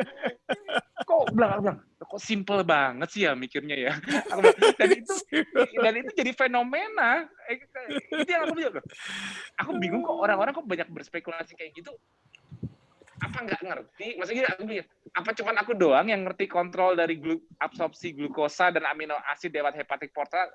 Nggak mungkin dong orang makan nelen nggak ada kontrol gimana nih amino asid bisa nyebrang ke sirkulasi, lewatin aja terus makan. Jadi seakan-akan makan protein itu kayak nyuntikin protein ke darah, serot, ambil langsung protein beredar. 500 gram suntik ke darah, serot. Jadi bayangannya itu kayak nggak ada organ pengontrol, langsung masuk darah aja gitu, protein dari makanan, dari usus langsung ke darah gitu. Kan konyol kayak gitu kan. Iya, fisiologinya nggak kuat berarti. Makanya fungsi liver apa dong kalau kayak gitu? Iya, Percuma dia benar. jadi pabrik gula di liver, kalau substrat untuk gulanya dibiarin masuk sendiri. Ya sama aja kayak disuntik gula Kayak aja nggak ada langsung ke liver. sini. Kayak nggak ada Kayak nggak ada liver. Kalau disuntik gula dia nggak perlu kontrol liver. Tapi kalau terus disuntik gula nggak perlu kontrol liver. Tapi apapun yang kamu makan menyumbangkan gula, kontrolnya liver, selesai. Iya, Nggak betul. mungkin ulat mana lagi. Kalau nggak ada sistem yang membatasi gini. Kalau kayak jadi bayangan orang itu kebanyakan aku lihat yang belum paham fisiologi, mudahnya gini. Aku makan nasi sekian, gulanya masuk sekian, gulanya bakal sekian di darah. Jadi kayak nasi itu kayak jadi gula, setelah dipecah jadi gula terus disuntikin ke darah gitu. Kayak bayangannya kayak gitu kayaknya aku lihat sih. Nggak terlalu dari usus tuh kayaknya langsung ke darah gitu mikirnya. Padahal nggak segampang itu. Kalau gitu liver nggak usah ada aja, biar aja gula monggo ya. Kalau nggak gula masuknya nggak usah usus, gula masuknya lewat darah aja terus. Livernya pindah ke usus, Mas. Iya itulah makanya sistem sinusoidal penyerapan itu digestion dari penyerapan di usus, dari kontrolnya sebelum masuk sirkulasi, cara suatu sistem di tubuh mencegah overglikemia atau yang disebut hiperglikemia itu apa? Bagaimana bisa memberikan sinyal untuk kontrol di dua sisi. Kalau glikemianya naik, satu tahu cara memberikan sinyal untuk menurunkan glikemianya, yaitu pankreas. Jadi pankreas dan liver, hepatosit ini harus bisa mensensing yang sama. Apalagi kalau dalam tujuan menjaga glikemia agar tidak hiperglikemia. Jadi kalau yang dimasukin protein dan itu merupakan substrat untuk glukosa juga, pankreas juga harus bisa mensensing protein. Yes. Makanya pernah aku kasih bagannya bahwa selain aku kasih grafiknya bahwa protein memicu insulin dan glukagon, tapi aku pernah ngasih enzim PEPCK mitokondrial. Jadi PEPCK itu bukan hanya di sitoplasma, walaupun kalau di liver itu gluconeogenesis, enzim limiting rate-nya ialah PEPCK, tapi aku pernah nunjukin kalau di pankreas malah PEPCKM yang dengan koordinasi dengan GTP. Jadi bukan ATP, jadi GTP untuk mengizinkan keluarnya jalur kataperosis. Ini yang lain nonton pasti pada pusing deh karena nggak ngikutin metabolik. Ya intinya gini. Intinya amino asid itu sadar, Mas. Ya, aku jadi ngerasa kayak di grup metabolik, kayak aku lupa. Jadi intinya gini, amino asid selain disensing di liver untuk sebagai bahan baku gula, juga harus bisa disensing di pankreas sebagai pengaturnya nanti setelah menjadi gula. Nanti nggak maksudnya? Iya, betul. Amino asidnya itu caranya disensing di pankreas gimana? Sedangkan pankreas itu untuk mensekresikan insulin granul kan perlu membuka KATP channel, harus mengizinkan kalsium masuk sehingga memberikan dorongan ke insulin granulnya supaya keluar. Karena kan normal seperti itu, dan itu kan berdasarkan peningkatan ATP di sitoplasma yang bisa menyumbangkan itu kan seharusnya glukosa aja. Salah. Kalau glukosa aja yang bisa membuat sitoplasma menunjukkan sinyal anabolik, yaitu ATP-nya meningkat di sitoplasma, berarti protein itu bukan substrat anabolik dong. Nggak bisa. Justru malah substrat paling anabolik itu amino asid, walaupun glukos juga anabolik. Menunjukkan dengan adanya amino asid kita siap untuk grow, kita siap untuk repair, siap untuk apapun. Nah, jalur sensingnya dari mana? Nah, makanya kalau udah belajar yang dalam banget nanti ketemu masuknya ternyata dari anaplerosis di mitokondria, sehingga substrat kataplerosisnya yang keluar ke sitoplasma itu yang memberikan sinyal peningkatan ATP di sitoplasma untuk mengizinkan kalsium influx dan mendorong insulin granul. Jadi sensing dari amino asid yang masuk dari hepatic portal itu ternyata disensing oleh pabrik gula yang nantinya kalau protein turnover-nya sudah cukup, ini protein nggak perlu gue bypass ke darah. Maksudnya gue bypass untuk ekstra hepatitis itu nggak perlu. Ini mesti mendingan gue jadiin glukosa. Ngerti nggak? Jadi kalau protein sampai kelebihan, yang keluar dari hepatosit itu, yang keluar dari liver itu bukan protein tapi gula, ngerti nggak? Jadi gimana cara protein memberatkan ginjal ya? Makanya kan aku bilang, gimana caranya ya? Kok konyol ya? Gitu. Karena kan kontrolnya kan di liver. Kalau protein itu kelebihannya itu memang di bypass dalam bentuk apa? Glukosa, emang apa? Bukan protein. Makanya dari barometer melihat, oh ginjal rusak karena proteinnya keluar dari filtrasi, makanya makin banyak protein di darah, makin banyak merusak ginjal. Nah, itu yang satu hal yang konyol dari fisiologi. Yang kalau kita udah ngerti benar.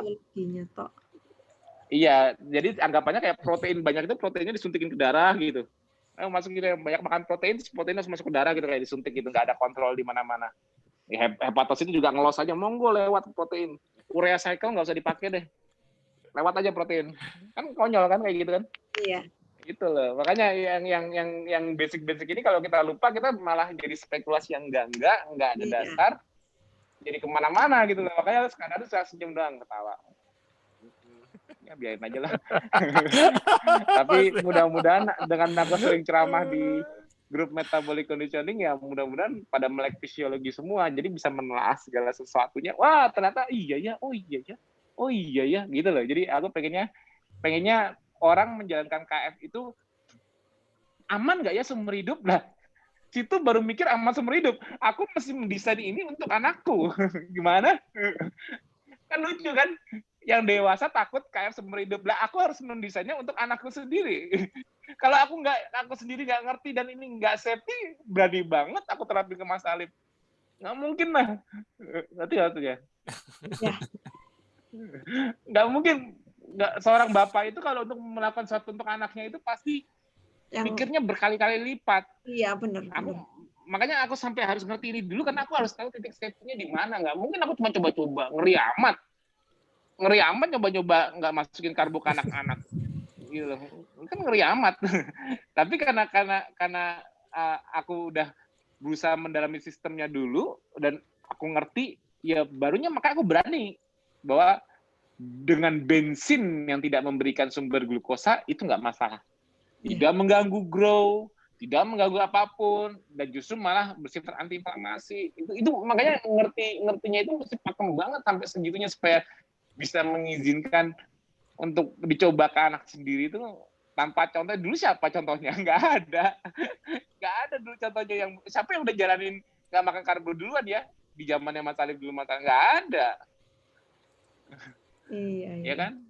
Ya, makanya harus ya alhamdulillah sih sekarang sih banyak, karena udah kalau orang sekarang ikut KF kan karena ngeliat ada yang berhasil jadi pengen kan kayak Mbak In sendiri mungkin ngeliat ini ada ibu siapa nih yang bagus, jadi saya jadi justru malah kalau aku lihat para nakes pun mantapnya juga belum tentu mantap dari fisiologiku, mungkin karena masih keteteran, tapi mantapnya karena lihat banyak testimoni kan, benar nggak? Maksudnya di luar walaupun masih keep up, berusaha catching up sama penjelasan gue, tapi yang membuat cepat memulai KF-nya apa? Iya kan? Iya nggak? Senior. Nah, betul. akhirnya hal sesimpel menginspirasi itu yang justru malah mendongkrak seseorang untuk mulai.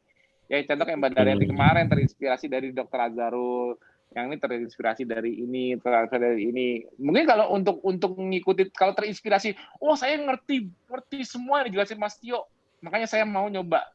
Yakin ngerti semua. Butuh waktu itu.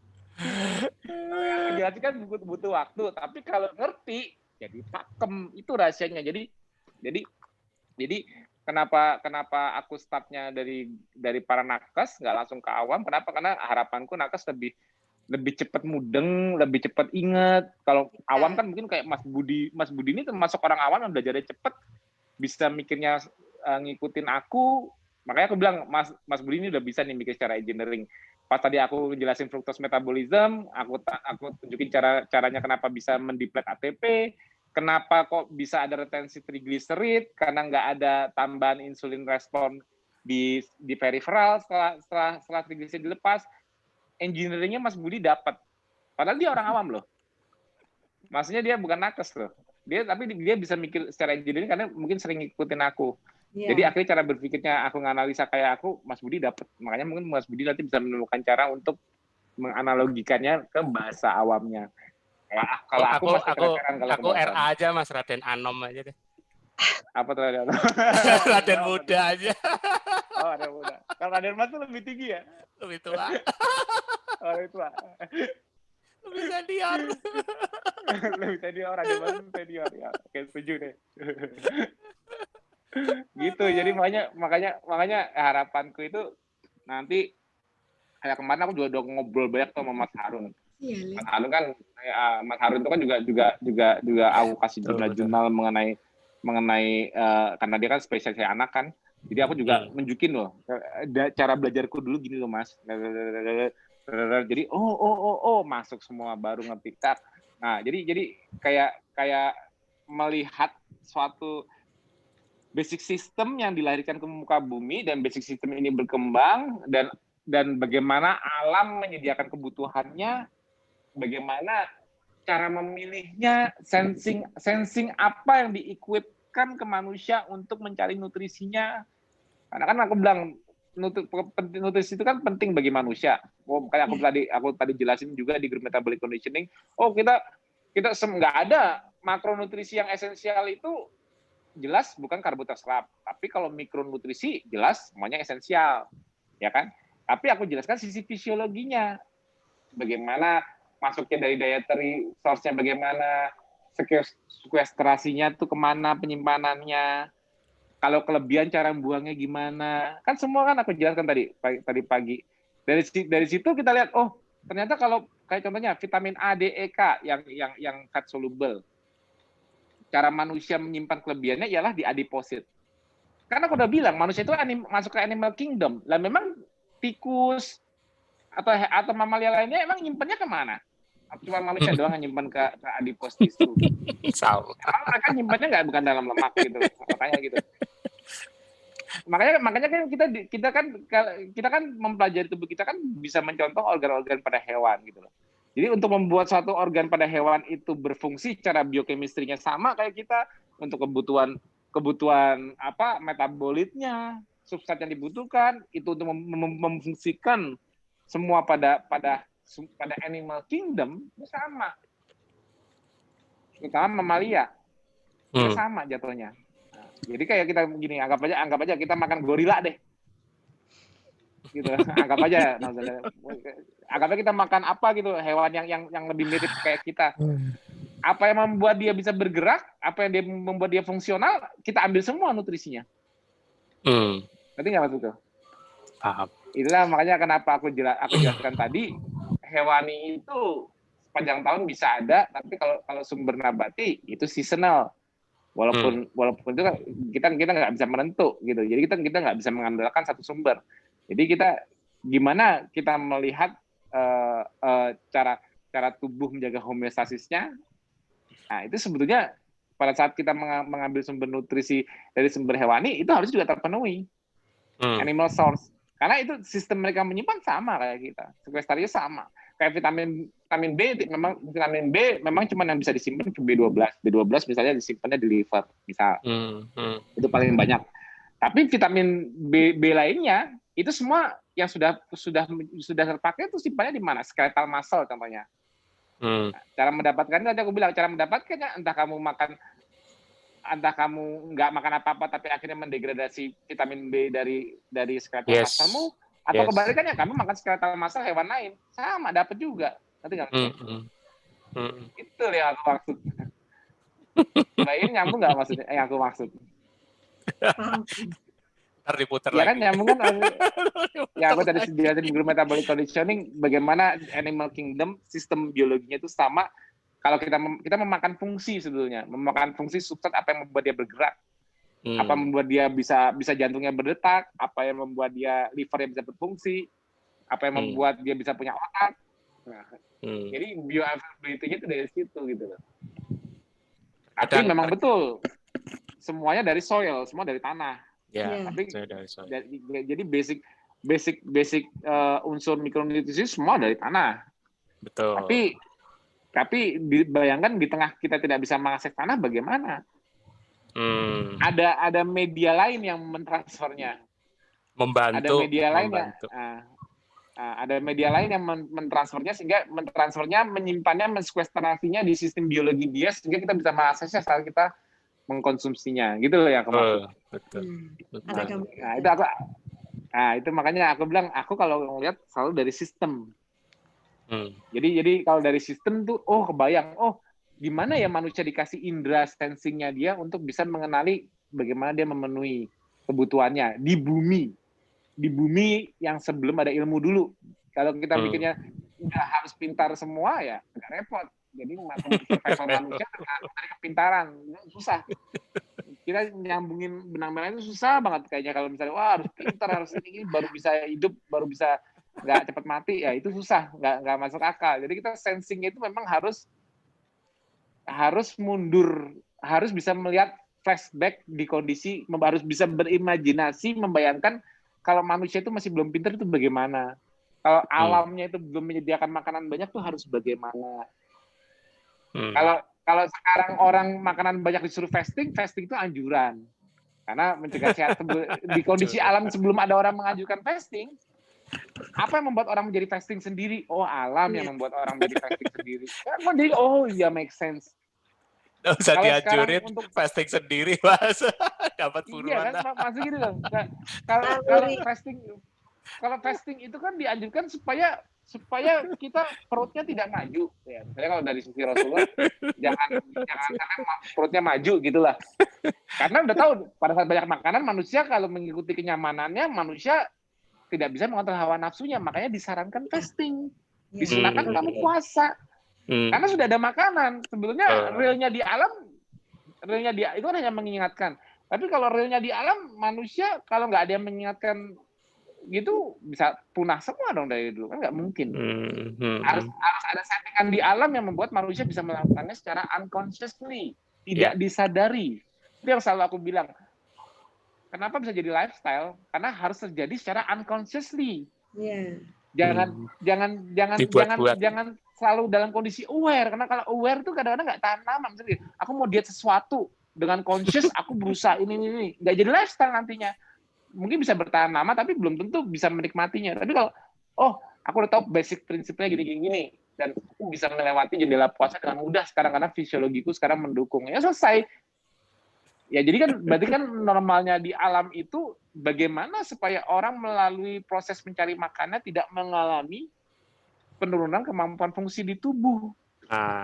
Gimana fungsinya bisa jalan sempurna sebelum dia mendapatkan makanannya. Kemungkinan dia survive-nya lebih tinggi. Gimana desain tubuhnya kalau seperti itu? Itu yang baru buat starvation. Itu bukan negatif seperti jurnal starvation. Jadi kalau kita lihat, keton itu alternatif. Kalau kamu nggak makan, kamu kelaparan, nutrisi tidak adequate, ya kamu pakai keton. Kalau nggak, kamu cepat mati. Jadi kan kesannya, dari tata bahasanya udah kelihatan bahwa keton itu cuma alternatif. Keton itu nggak diperlukan. Nggak tahu jangka panjangnya kayak gimana kalau pakai keton. Yang normal itu nutrisinya seimbang, adequate. Kamu nggak boleh kurang nutrisi. Kamu nggak katabolik. Kan bayangan normalnya kan seperti itu sekarang. Bayangan dengan ya normalnya lazimnya seperti itu. Tapi kan kalau kita tarik ke masa lalu kan semua ini nggak bisa jadi. Kita ngomong ke hunter and gatherer atau suku tradisional yang nggak ada pasar, apa-apa harus cari makan. Kamu tuh nggak bisa nggak makan. Jangan lupa sarapan. Kamu harus masuk 2.000 kalori sehari. Jangan sampai kurang kalorinya. Para hunter and gatherer kalau nggak cukup primitif cuma bawa tobak bengong. Kalori itu apa toh? Piro 2.000 kaloriku. Makan opo? Kan begitu tuh. Bukan Mas, dikasih bekal. Ini buruan kemarin buat bekal. Nah, jadi kuncinya kuncinya memasukkan kita ke akal kenapa kita mau menjalankan ini ialah kalau kita sudah bisa membayangkan di mana timeline-nya manusia masuk akal untuk bisa ketosis. Kalau sekarang ketosis nggak masuk akal, aku bilang mah semua pasti bakal ditentang. Gimana itu orang-orang kelaparan itu. Orang-orang pada nggak makan sekali sehari itu buat apa? Makan cuma 4 jam. Nggak menikmati hidup. Serba nggak normal. Aku bilang, apa sih orang di KF yang dilihat normal? Nggak normal kita. Kalau orang nggak dapat hidayah, nggak bakal bisa ngeliat kita normal. Nggak bisa. Nah, aku juga nggak bakal bisa melihat KF ini. Sorry. Aku nggak bisa melihat KF ini normal kalau aku nggak bisa menariknya ke sisi evolusi manusia. Karena memang nggak masuk akal. Kenapa manusia mesti menunda makan? Ya memang itu. Kalau alamnya yang membuatmu menunda gimana? Kalau alamnya tidak mengizinkan kamu untuk makan setiap saat, mau apa? Emangnya dari dulu manusia harus ada kuota. Nah, memang ya makanya aku bilang kebutuhan keton itu nggak urgent saat ini. Kalau dari aku bilang ya kenapa kamu susah kebutuhan keton itu sebetulnya untuk mencegah neuroglikopenia, membuat manusia kenal dengan tangki bensinnya yang dia bawa sejak lahir. Udah dari lahir manusia didesain punya tangki bensinnya itu lemak, makanya baby fatnya itu udah disiapkan dari bayi punya baby fat. Fat itu, nah makanya lemak itu cara manusia menyimpan energi dan harus bisa mengaksesnya, untuk tangki bensinnya kok. Iya. Tapi kan udah jelas bahwa sistem fisiologi di tubuh menghalangi lemak bisa menyeberang ke otak karena ada blood-brain barrier di otak, sehingga lemak tidak bisa menyeberang ke otak. Nah, makanya substratnya dibuat lebih polar, lebih soluble, bisa apa namanya? Nyebrang. Kalau bersifat lemak kan repot, harus pakai lipoprotein apa terlalu besar molekulernya. Orang lemak masuk dari makanan aja nggak bisa langsung ke hepatic portal karena harus dibungkus pakai silomikron, makanya masuk jalur lakteal dulu, keluarnya dari thoracic duct muter dulu. Karena lemak kayak aku bilang tadi pagi, long chain fatty acid distribusinya nggak hepatic portal, dia muter dulu ke jalur limfatik. Karena nggak muat kapilarinya ke hepatic portal. Ya muatnya lewat lakteal, makanya muter dulu thoracic duct, pakai semuanya dulu, liver terakhir ngambil dapat remnan-remnannya. Sisa-sisanya. Nah, iya makanya kan sistemnya kalau dipikir dibuat konyol kalau nggak ada keton. Nah kok konyol nih, lemak dibikin jadi lemak dibikin jadi bahan baku untuk energi atau disekwestrasikan di sel lemak untuk sebagai gudang. Sel lemak ditujukan sebagai gudang untuk berbagai hal, entah itu gudangnya vitamin yang lipid soluble, entah itu sebagai cara sekwestrasi toksin yang nggak bisa didegradasi untuk sementara, atau untuk menyimpan lipid, menyimpan bahan baku yang penting yang susah dibuat nanti, contohnya seperti menyimpan kolesterol, karena kalau kolesterol nggak bisa disimpan kan harus selalu buat dari scratch, dari baru, dari nol. Mahal. Repot kan, mahal bikin kolesterol. Nah, makanya penyimpanan kalau bisa disekwestrasikan di gudang, gudangnya fungsional ya, nyimpan macam-macam, tapi konyol apa? Otaknya nggak bisa ngeliat gudangnya. Kok lucu ya? Lucu kan? Punya gudang tapi nggak tahu kalau udah beli gudang. Punya gudang tapi desain sistemnya otak nggak boleh kenal, kan konyol kan? Ini siapa yang desain mobil ini? Mesinnya, CPU-nya, pengontrolnya di mobil nggak bisa mendeteksi tangki bensinnya. Ini siapa yang desain mobil ini ya? Kan konyol. Iya. Oh, pas aku pelajari lagi, oh ternyata kenal deh, tapi nggak langsung kenal ECU-nya, nggak langsung kenal itu bensin. Mesti dirubah dulu jadi format listrik, baru nyampe ke ECU misalnya. Iya. Baru nggak, itu bensin takaran sekian. Nah, kalau bensin langsung dia nggak ngerti bensin apa ya. Karena kayak lemak nggak bisa nyebrang ke otak. Tapi kalau pakai keton, baru yang asalnya dari ikatan lemak tadinya, karbonnya. Oh, tapi tujuannya kan ialah mengenalkan otak ke tangki bensin. Jadi keberadaan keton itu ternyata bukan cuma sekedar mencegah neuroglikopenia. Ternyata memang itu molekular itu merupakan missing link, substrat missing link yang manusia sekarang melihatnya masih aneh. Padahal desain awalnya kalau nggak ada keton ya otakmu nggak bakal bisa lihat tangki bensinmu. Yang paling penting ini. Jadi itu tuh yang membuat make sense keton. kenapa di masa modern ini kalau cuma ditujukan untuk mencegah neuroglikopenia keton nggak penting? Nggak penting-penting banget punya keton kalau cuma mencegah neuroglikopenia. Kenapa? Ya karena sekarang kan sumber gula banyak. Kenapa repot-repot? Kenapa nggak tinggal makan lagi? Minum Kenapa teh nggak tinggal manis. makan sumber karbo? Kan langsung udah nggak bakal pernah. Kalau neuroglikopenia kan cara intervensinya sekarang gampang. Ya kalau dulu kamu di hutan neuroglikopenia, gimana Nyari kamu mau pisang. intervensi? Ya kalau ketemu. Ngerti nggak? Ayo dong, harus akhirnya kita harus punya fondasi yang kuat untuk belajar. Ya. Karena kalau kita fondasinya pegangannya nggak kuat, sensingnya analogi kita nggak dapet, kita nanti ke depannya menjalannya bertanya-tanya terus, bertanya-tanya aman nggak ya, bertanya-tanya aman nggak ya, bertanya-tanya terus. Kita nggak pernah tenang. Kalau kita masa sih gue nggak ngerti, belajar lagi, gampang, tapi fondasinya nggak berubah, fondasinya kuat. Nah, fondasinya why ketosisnya harus jelas dulu. Kalau nggak jelas-jelas, kenapa ya aku harus ketosis ya? Itu sampai kapanpun belajarnya nggak bakal sebenarnya. Oh iya keto, ada keton. Oh iya bisa kurus, selesai. Dah nggak tahu itu silsilahnya kenapa keton itu normal apa enggak di badan apa enggak. Tapi begitu ada yang ini keto bahaya gini, bahaya ya keto ya. Karena kan ternyata punya keton itu ternyata bahaya jangka panjangnya ya. Berarti kan dia fondasinya nggak dapat sama sekali. Kenapa ada keton in the first place? Kenapa itu penting dibutuhkan untuk memperkenalkan gudang dengan otaknya? Taunya itu hanya sebagai output sebuah diet tertentu yang kita juga nggak tahu jangka panjangnya kayak apa. Nah itu yang gue bilang, fondasinya nggak bakal pernah kuat kalau kayak gitu. Makanya nakes di grup metabolic conditioning aku kuatin fisiologinya supaya bisa melihat sampai ke level itu. Jadi next dia belajar. Jadi nanti kayak aku deh. Oh sistemnya kayak gini. Udah ada yang neliti belum ya? Baru tinggal cari jurnalnya. Oh udah ada. Bisa nggak membayangkan sesuatu tanpa melihat jurnal? Bisa nggak katanya? Ada nggak yang bisa membayangkan suatu sistem tanpa melihat jurnal? Malah jurnalnya keluar setelah kita sudah membayangkan duluan. Itu pentingnya belajar sistem. Makanya kayak berbagai macam sistem, kayak kita dulu bikin buku metabolic conditioning, emangnya nunggu jurnal keluar untuk metabolic conditioning dulu untuk COVID? Nggak ada. Siapa ya yang bakal ngeluarin COVID cocok dengan ketosis? Nggak ada yang berani ngeluarin. Karena kita tahu sistem, kita tahu hubungan dengan imunologi, metabolisme, hajar semuanya. Baru nunggu justifikasinya keluar.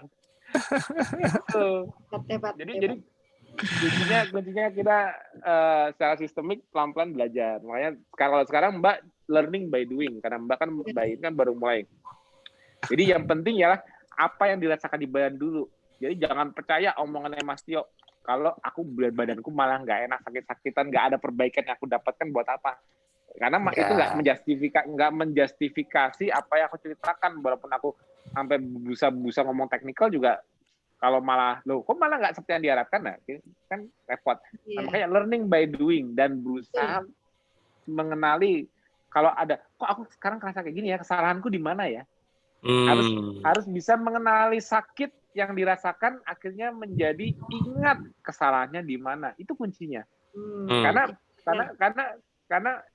seperti aku jelaskan di TV kemarin, pada saat kita ketosis, sensing kita lebih sensitif terhadap rasa sakit.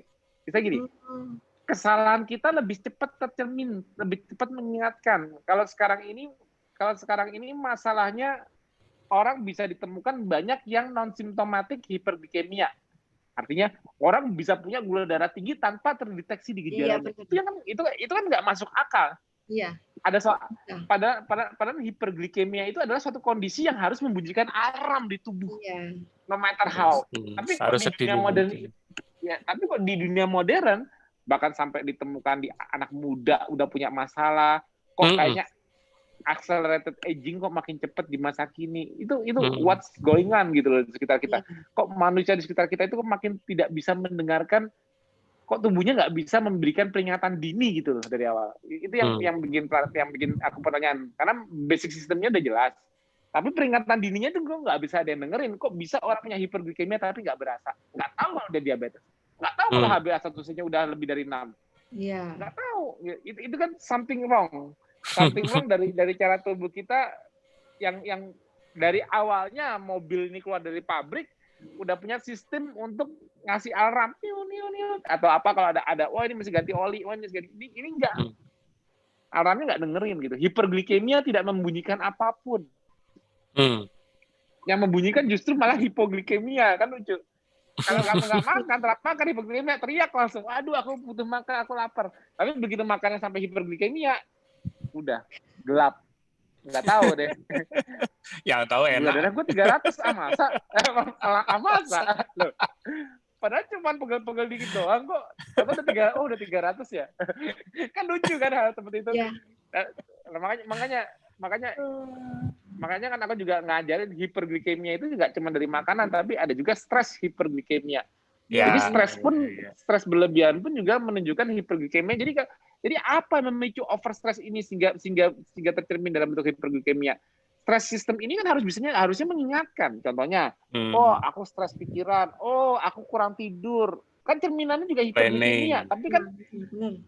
Tapi kan rasa yang kita rasakan kayak gini. Oh, banyak yang suka ngelam aku. Mas, aku kalau di KF bener deh Mas, aku ngerasa seger, badannya fit. Tapi kalau di KF ini aku lemah banget kalau tidurnya kurang. Ngerti ya? Jadi begini, kalau aku tidurnya kurang, aku kerasa banget besoknya. Kalau dulu zaman belum KF, walaupun tidur kurang masih fit aja tuh. Nah, tapi kalau orang yang KF kalau tidurnya pas bagus, wow seharian mau ditantang. Pada jamnya dia aktif fisik, jamnya simpatetiknya dominan, ya dia malah lebih endurance-nya lebih tinggi dibanding sama yang non ketosis. Karena dia bisa mengakses lemak di badan, dan dia tanpa perlu makanan. Tapi begitu ditantang sama-sama begadang, kalah kita sama orang yang makan. Kalah kita besoknya nggak karuan. Benar. Nah, jadi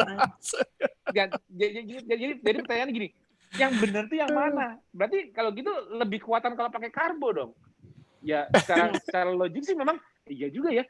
Kalau secara substansinya ada ya. Kayaknya karbo lebih menguntungkan. Kenapa? Karena gue kalau ada kebutuhan, gue ada kerjaan penting apa-apa, gue lebih kuat pakai karbo. Kalau gue tinggalkan, karena aku udah bilang di TFH sebelumnya juga di metabolic conditioning, kalau karbo itu kan sifatnya push. Sedangkan sistem kita dibikin pull, bikin demand baru bisa mengakses energinya. Jadi kalau dibilang dari sistem mana yang lebih menguntungkan di situasi sekarang, ya aku bilang ya memang nggak salah kalau glukos. Ya coba gini, orang lagi sakit, stres apa gitu, stresnya tinggi, sistem stresnya di badan tinggi nih, ditekan, dipush pakai glukos, turun stresnya, enak, nggak sakit lagi. Itu kan melihat cara analoginya kalau dari pilihan, ya tetap lebih bagus metabolisme karbo. Kenapa? Karena kalau sakit cepat hilangnya. Mau sampai hiperglikemia pun nggak kerasa sakit nantinya. Ngerti nggak maksudnya? Ngerti. Silent. Karena dibikin silent, ditutupin terus sama glukosa. Karena memang glukosa juaranya. Terus kalau yang kayak kita gini, kalau yang ya lu malah jadi lemah lu sekarang, nggak bisa diajak begadang, nggak bisa. Ya kalau begadang sekarang kan dianggap normal. Jadi kalau kuat begadang itu normal. Kalau di masa lalu itu begadang nggak normal. Jadi orang begadang itu adalah sesuatu yang harus diingatkan agar tidak diulang. Jadi kalau begadang akhirnya besoknya nggak enak badan apa-apa, seharusnya menjadi stress system yang membuat, oh aku tahu nih aku kayak gini, kayak karena semalam aku begadang, jadinya nih kayak gini, badannya kayak nggak enak semua, cepat lapar apa. Ya karena kita lebih dibikin sensitif sama suatu kesalahan, bukan kesalahan yang dianggap normal. Misalnya, oh gue kemarin begadang kuat-kuat aja, gue makan karbo, gue sekarang juga masih seger walaupun cuma tidur sejam 2 jam, makan karbo lagi, tenaga ada terus kok. Lu yang keto. Begitu malam diajak dugem aja, paginya udah kayak gini, nggak kuat lagi. karena what is normalnya belum ketemu. Yang normal itu begadang apa enggak sih gitu loh. Yang bilang yang normalnya gitu loh. Kalau begadang itu nggak normal, tapi sering begadang tidak mengingatkan kamu bahwa itu bahaya karena nggak berasa di badan, itu justru malah aku bilang yang salah. Mendingan malam begadang besok langsung berasa, biarin aja, syukurin. Kenapa? Karena kamu kan langsung jadi ingat apa yang harus dikoreksi. Sakit adalah ingat. Sakitnya itu harus cepat mengkoreksi perubahan behavior-nya. Jangan diteruskan kesalahan yang sama berlarut-larut. Itu fungsinya kita dibuat sensitif dengan stress system. Jadi kemampuan stress resistant kita tinggi di saat sirkadiannya memang dominan simpatetik pagi sampai sore hari. Tapi pada saat udah dominan parasimpatetik sama membuat tidur kita coba-coba melawan, ya pasti bakal diingatkan. Diingatkan dengan cara apa? Stres hiperglikemia. Oh, kalau aku hiperglikemia karena stres, aku berasa. Kalau hiperglikemia karena makanan, berasa nggak ya? Iseng-iseng coba cheating, makan kue. Berasa juga loh. Oh, bener nggak? Hiperglikemia karena stres aja aku diingetin. Iseng kalau hiperglikemia karena makanan, efeknya kayak apa? Cobain aja. Maksudku dicobain sakit terus inget ya, jadilah lagi, jangan sakit terus-terusan. Yang disalahin badannya sendiri. Badanku ini kenapa sih, Mas? Padahal dulunya enggak apa-apa. Nah, jadi aku bilang kayak gitu.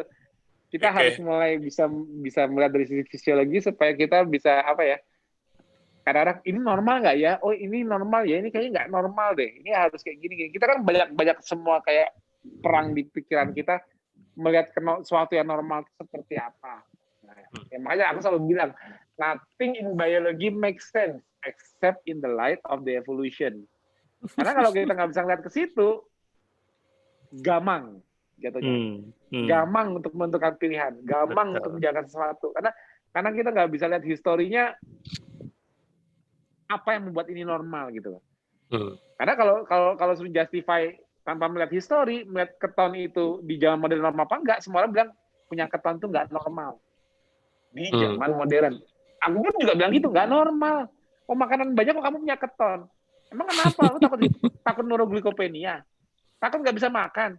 Takut nggak punya duit? Ya kan? Kalau kamu sampai neuroglikopenia, artinya kamu nggak makan, artinya kamu nggak punya duit. Selesai. Cari duit makanya. Itu kan sekarang ngomongnya. Makanya sekarang nggak normal. Makanya kalau sekarang udah bergejala, cepet makan. Perintahnya cuma gitu, cepetan makan.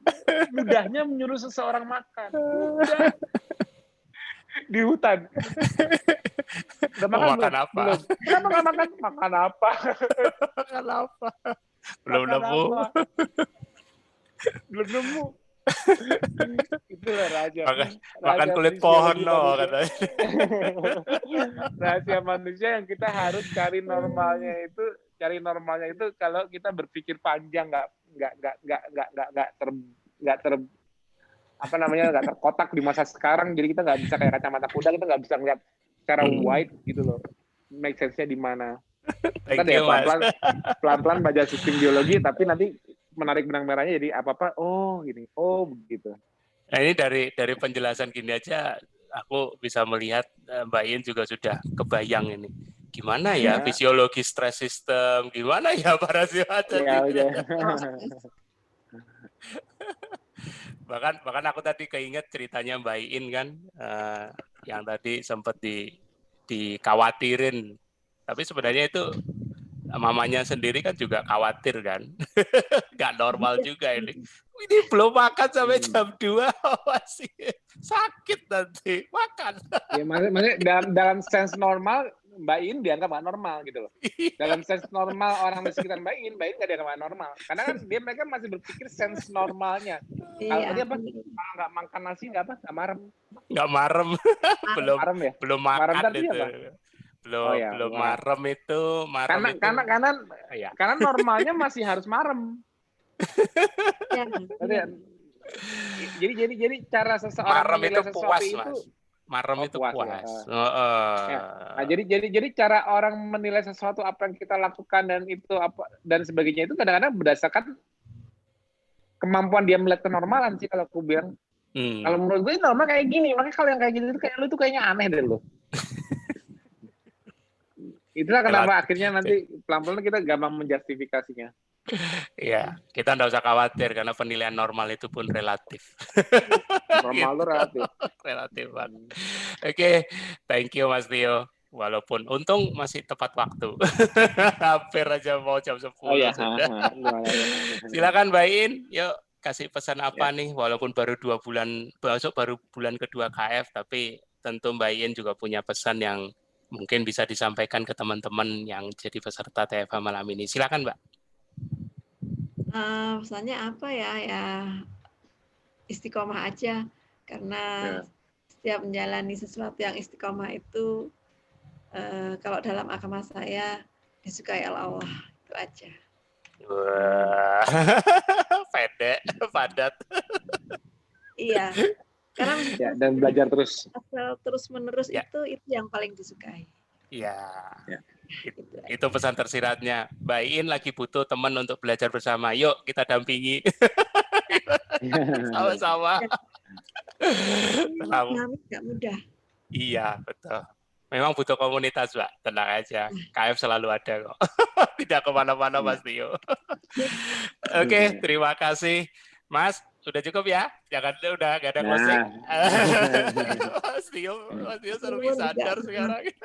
Enggak, ngingetin Mbak Angela aja. Jangan lupa. Udah janji dia mau ngirim burung ungkep apa? Aku lupa tadi di WA. Jangan lupa ya, ditungguin minggu ini. Jangan lama-lama. Ditagih. Oke, thank you teman-teman. Kita nanti ya. Oh sorry. Oke, kita jumpa lagi nanti di SFH. Jangan lupa hari Minggu tanggal 22 November. Dan di minggu depannya lagi juga masih ada TFH. Tapi pastikan di SFH ini teman-teman ikutin karena semua pembicaranya juga masih para nakes yang akan mau berbagi seputar pengalaman mereka, pemahaman mereka tentang fisiologi ya, bukan lagi secara gejala, bukan secara simptomatis. Yuk kita mau sama-sama dengerin 4 pembicara semuanya dari nakes. Pastikan selalu menyimak. Terima kasih Mas Tio dan juga Mbak Iin ya yang selalu terus menginspirasi walaupun baru bulan kedua KF tetap semangat ya.